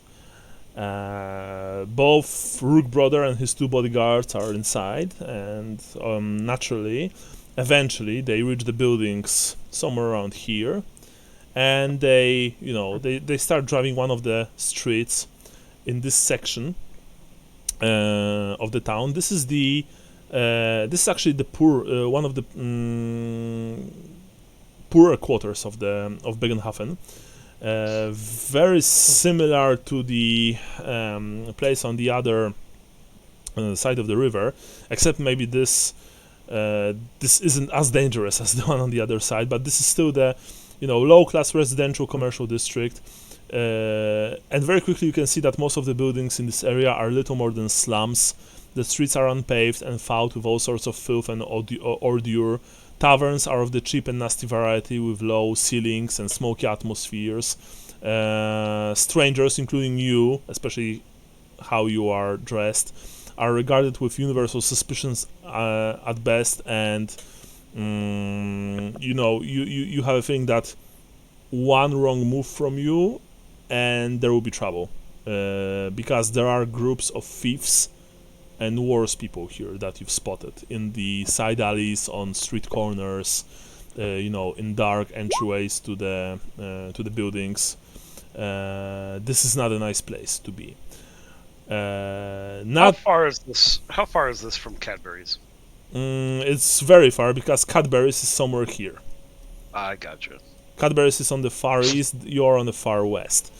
Now this is not as bad as the pit, which the area north of the river is known as, because from what we've heard, the pit makes this place look salubrious, but even so, you realize that only the very brave or the very foolish would venture into this area after dark.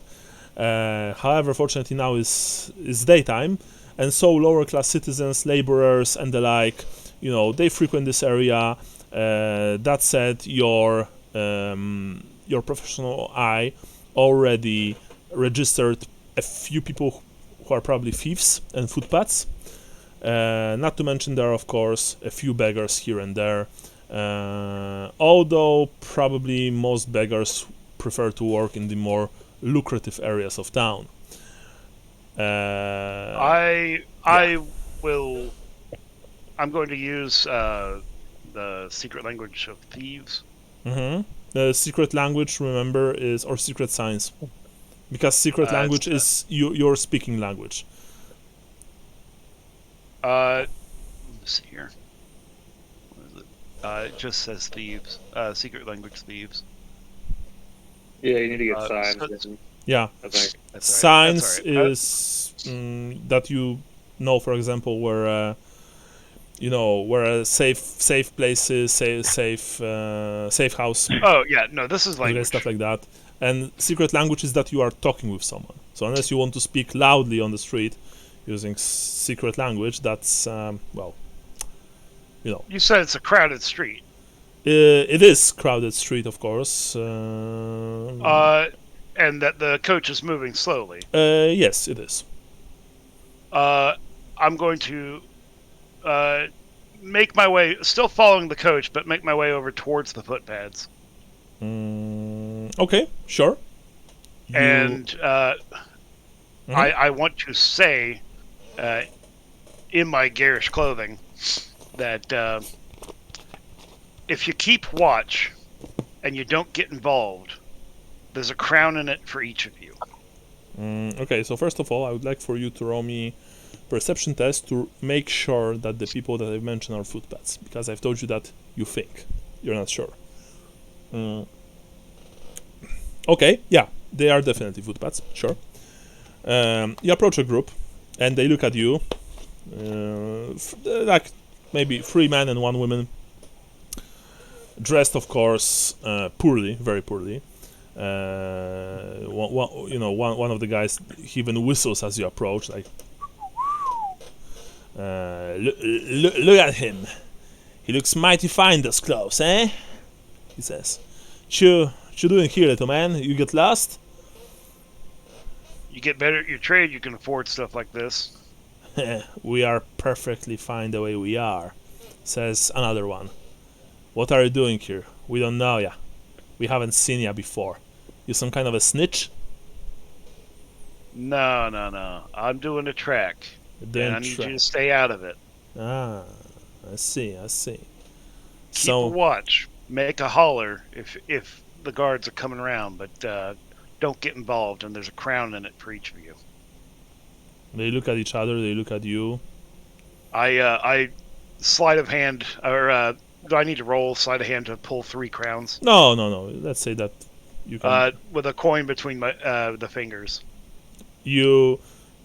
All of them look at you like you're either mad, suicidal, or both. One of them approaches you, and you have a feeling that perhaps he'll, reach for a dagger that hangs at his hip, but no. And he says, "Little man, you better not flash this kind of coin here, or you might end up dead in some gutter, eh? What are you doing? Come on, hide it." I would like to. I'll put it away, but I'd like to charm and try and start spreading rumors about a master thief being in town. Okay, that's row charm, basic. Nice, sure. That's 3 full successes, including the basic one, plus the basic one. Sorry. Glad we sent Lambert to do this. What? I said, yes, I am glad we sent Lambert. Yeah. Yes. If Johannes would do this, that would be interesting. So how do you want to... Hey, my fellow kid. Hello, my fellow thieves. Hello, fellow kids. Any thievery going down around here? No, just kidding, of course. But tell me, Lambert. Okay, you want to start spreading rumors, but how do you do this exactly? What do you say? What are you saying? That there is a organization of thieves in town, specifically to steal. Who's the other guy we were supposed to blackmail? Steinhager. Started with an S. Steinhager, What? yeah. Steinhager, specifically to rob Steinhager blind and put him in the poorhouse. I want him on edge when we go to rustle him up. The group listens to you. They nod and say, "Well, first of all, I hope that this organization of yours introduced itself to the guild." And you know what kind of guild he means. Yeah, I know exactly what kind of guild he means. Because we don't take kindly to strangers pushing onto our turf, if you know what I mean. I think Randall takes kindly to any acts of ill. Second of all, like this. Steinhager is a major player in Bögenhafen. So I hope that this organization of yours has some has a very good idea on how to do this. But call it this. I put out a open palm to them, flagging for them to do the same. They respond with the sign. And I sleight of hand in 2 crowns to each one. Okay, so 8 crowns total? I wasn't. You said there was 3 of them? No, I said that there were 3 men and 1 woman. 4. Oh, okay. Eight's fine. That's fine. I don't give a shit. 8 crowns total. 1 for the job, 1 to keep shut about me. They snatched money. They snatched the money very quickly, while looking around to see if anyone noticed. But fortunately, no. The coach, by the way, is slowly disappearing behind the corner nearby. So you don't have. I much gotta time. go. And one of them says, "Wait, little man. So tell us, except for this rumor of yours, what do you want us to do?" I just want you to spread rumor. I want him shaking in his boots. All right. We can, yeah, sure, we can do that. And I'm like, all right, bye. Yeah, and then you just Thanks for the directions. two of them maybe even waved after you, so that's it. But yeah, you run after the coach. Meanwhile, Hannes and Gustav, you are enjoying an incredibly delicious meal with Elise. The goose. I gotta go to the restroom. Yeah, I will sure. be back. I don't want to hear about the description of the food. I'm very jealous. Yeah, the food is just delightful. It is incredible. It's the meat literally melts in your mouths. The mix of spices, and you know that these are not your usual old world herbs. These are probably spices from Araby, perhaps from places even like the legendary cafe or some other faraway land. It's just incredible. The level of roast is perfect, and the wine, the white Estalian wine that Thomas brought does indeed pair very well with the meat. And of course there are also side dishes, steamed vegetables, potatoes with garlic butter, stuff like that, freshly baked crusty bread. You are eating like kings, and you guess that probably this meal will cost like a few dozen gold crowns. I'm prepared to pay for it. I actually wanted to pay for it. Elise categorically, I don't think. yeah, Elise categorically says no. You are my guest here, but thank you, Master Van Heck. When I'll visit Outdorf, hopefully soon, you can take me to a fancy dinner, she says. We'll take you up on that. I haven't been in the capital for some time now. And you are. She actually, of course, she doesn't just eat. She entertains you with conversation. This is a very light conversation. This is nothing about the Rook brothers or Steinhagers or halflings, nothing like that. You have a feeling that she wants this meal to be to be just normal, for you to relax, to unwind perhaps. This is her way of saying thank you for saving my life on the road. So it probably takes like a good 2 hours, including dessert, of course, some dessert wine, some sweets, for you to finish everything. And eventually, when you do finish everything, Elise says that she needs to return to her family house. She offers to give you a ride to whenever you want, wherever you want. I guess we should go back to Cadbury's. What do you say, Gustav? Sounds like a plan. All right. That's where we're going to meet Lambert, right? Yeah, that's your rendezvous point. In that case, of course, you get up, she pays and tips the waiter. At the exit, you are given your gear back. Anton and Frederick look at you venomously, Gustav, but they don't say anything. You exit the Golden Trout and hop into Elise's coach, and yeah, she drives you back to your inn, asking along the way as you are driving. So, how did you enjoy it, Golden Trout? I've never had a meal like that in my life. I'm glad Me to. either. It was fantastic. I also hope that that you managed to do what you wanted to do. So far, I think it was worthwhile, aside from the food and conversation. Thank you. She just nods. And just one more word of advice, and you are nearing your place of destination. I know I've told this before. but I think I'll need to remind you. I don't know exactly what kind of game you are playing here, on whose behalf or who's paying you, but this is dangerous. Remember that. Both Rookbrother and Steinhager, they are men of power, and men of power never, ever can allow anything to happen to their status. I hope that you understand that.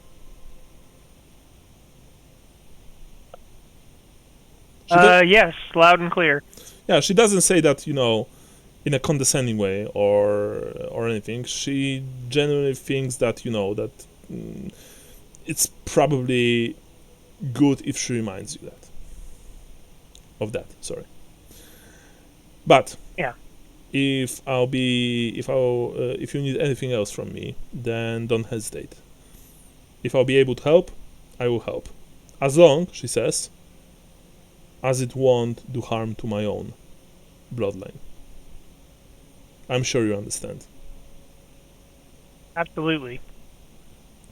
She nods. Right, we are here. Safe travels to you, and good luck. And so, You as well. Hope to see you again before we depart Bögenhafen. I hope so as well, she says. And so, you get out from the coach and go inside the inn. Right. So where's Lambert? Or is he not yet here? Maybe it was a more serious bathroom break than we thought. Yeah.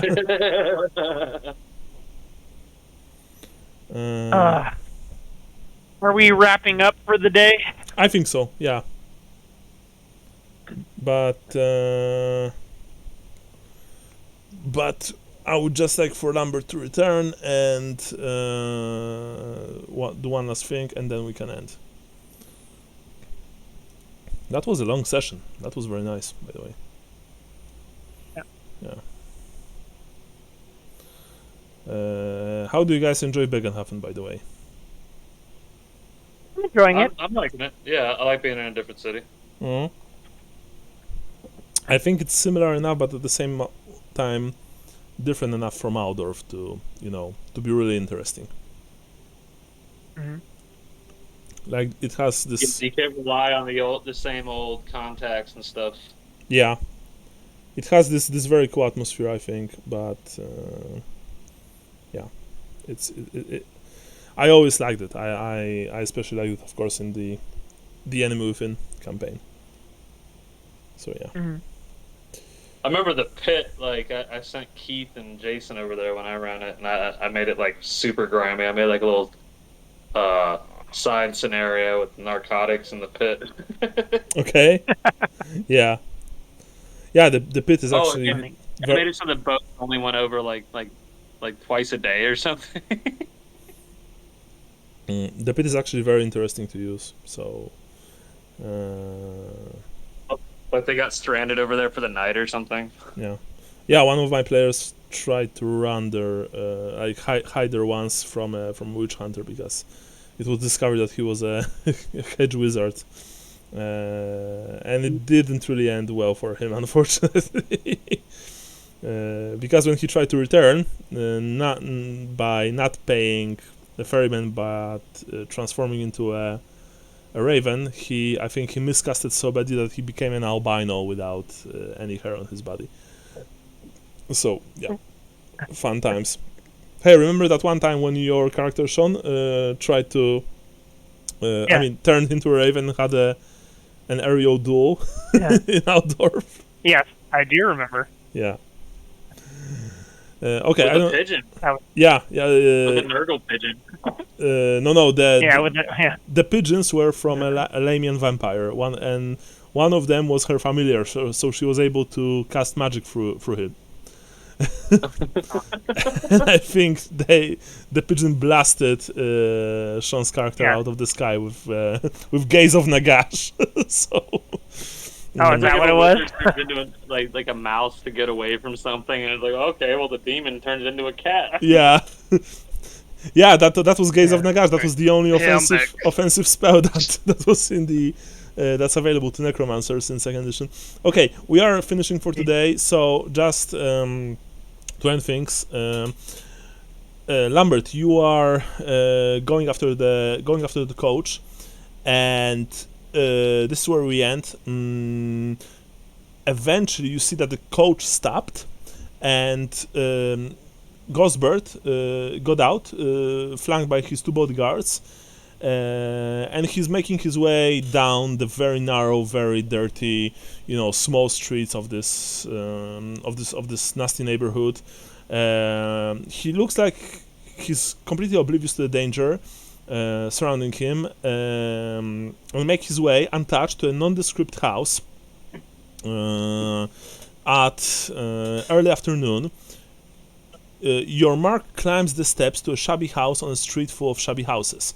His bodyguards stand at his side, looking around for people following them. Neither seems to notice you. After a moment, a woman opens the door.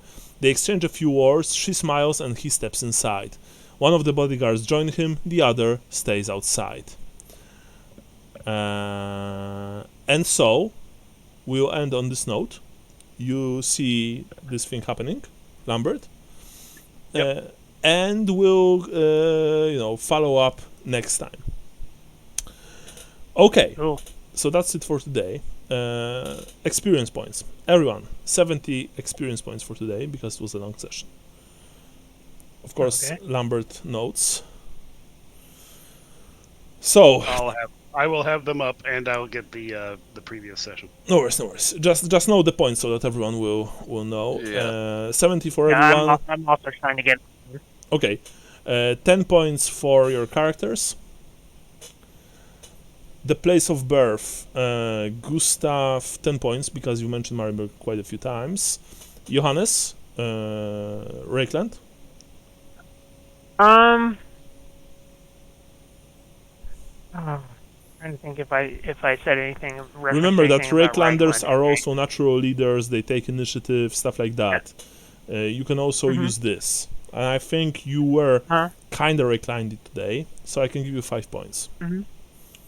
Okay. Lambert, what about you? I didn't bring up the moot. I brought up Bretonia, but I'm not from Bretonia, so I don't get the points. Unfortunately. What about religion? Gustav. I don't think you were particularly religious today, interestingly enough. When Lambert was saying his whole thing about, do I play the servant or do I play the business partner? Like, so to not hurt his ego, I said, let Renaud guide your bets. Okay, that's actually pretty cool.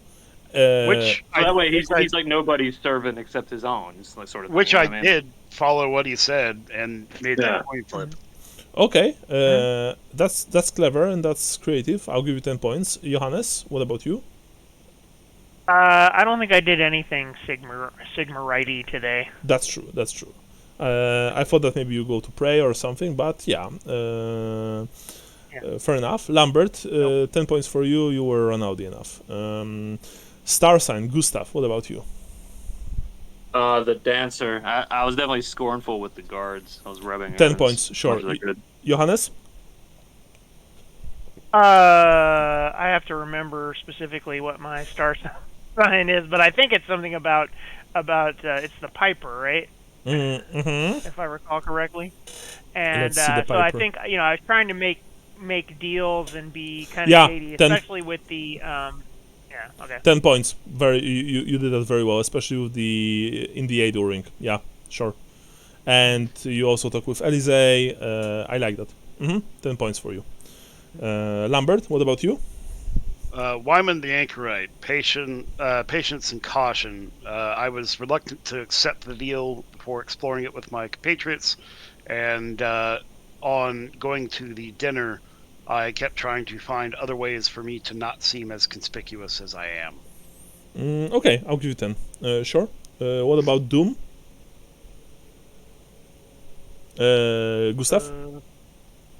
From the darkness cometh the raven. I didn't do anything with Doom, I don't think. Okay. Johannes?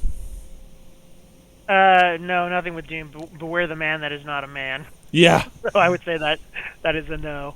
Lambert? So I don't know, but thy tongue shall be thy undoing. I did put out to have those rumors spread, and I don't know if it's going to bite me in the ass or have the intended effect. I can give you 5 points for now with this. Because we shall see if it will bite you in the ass or not. But you definitely risked a lot by doing this. So, okay. And ideas that push the scenario forward?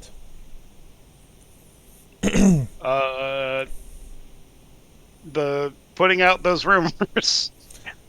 Well, they didn't push the scenario forward yet. And I think that... No, I don't think that there were any. No. I don't think anybody had anything earth-shattering today. Lambert gets 5 points for excellently role-playing Halfling, I mean Michael.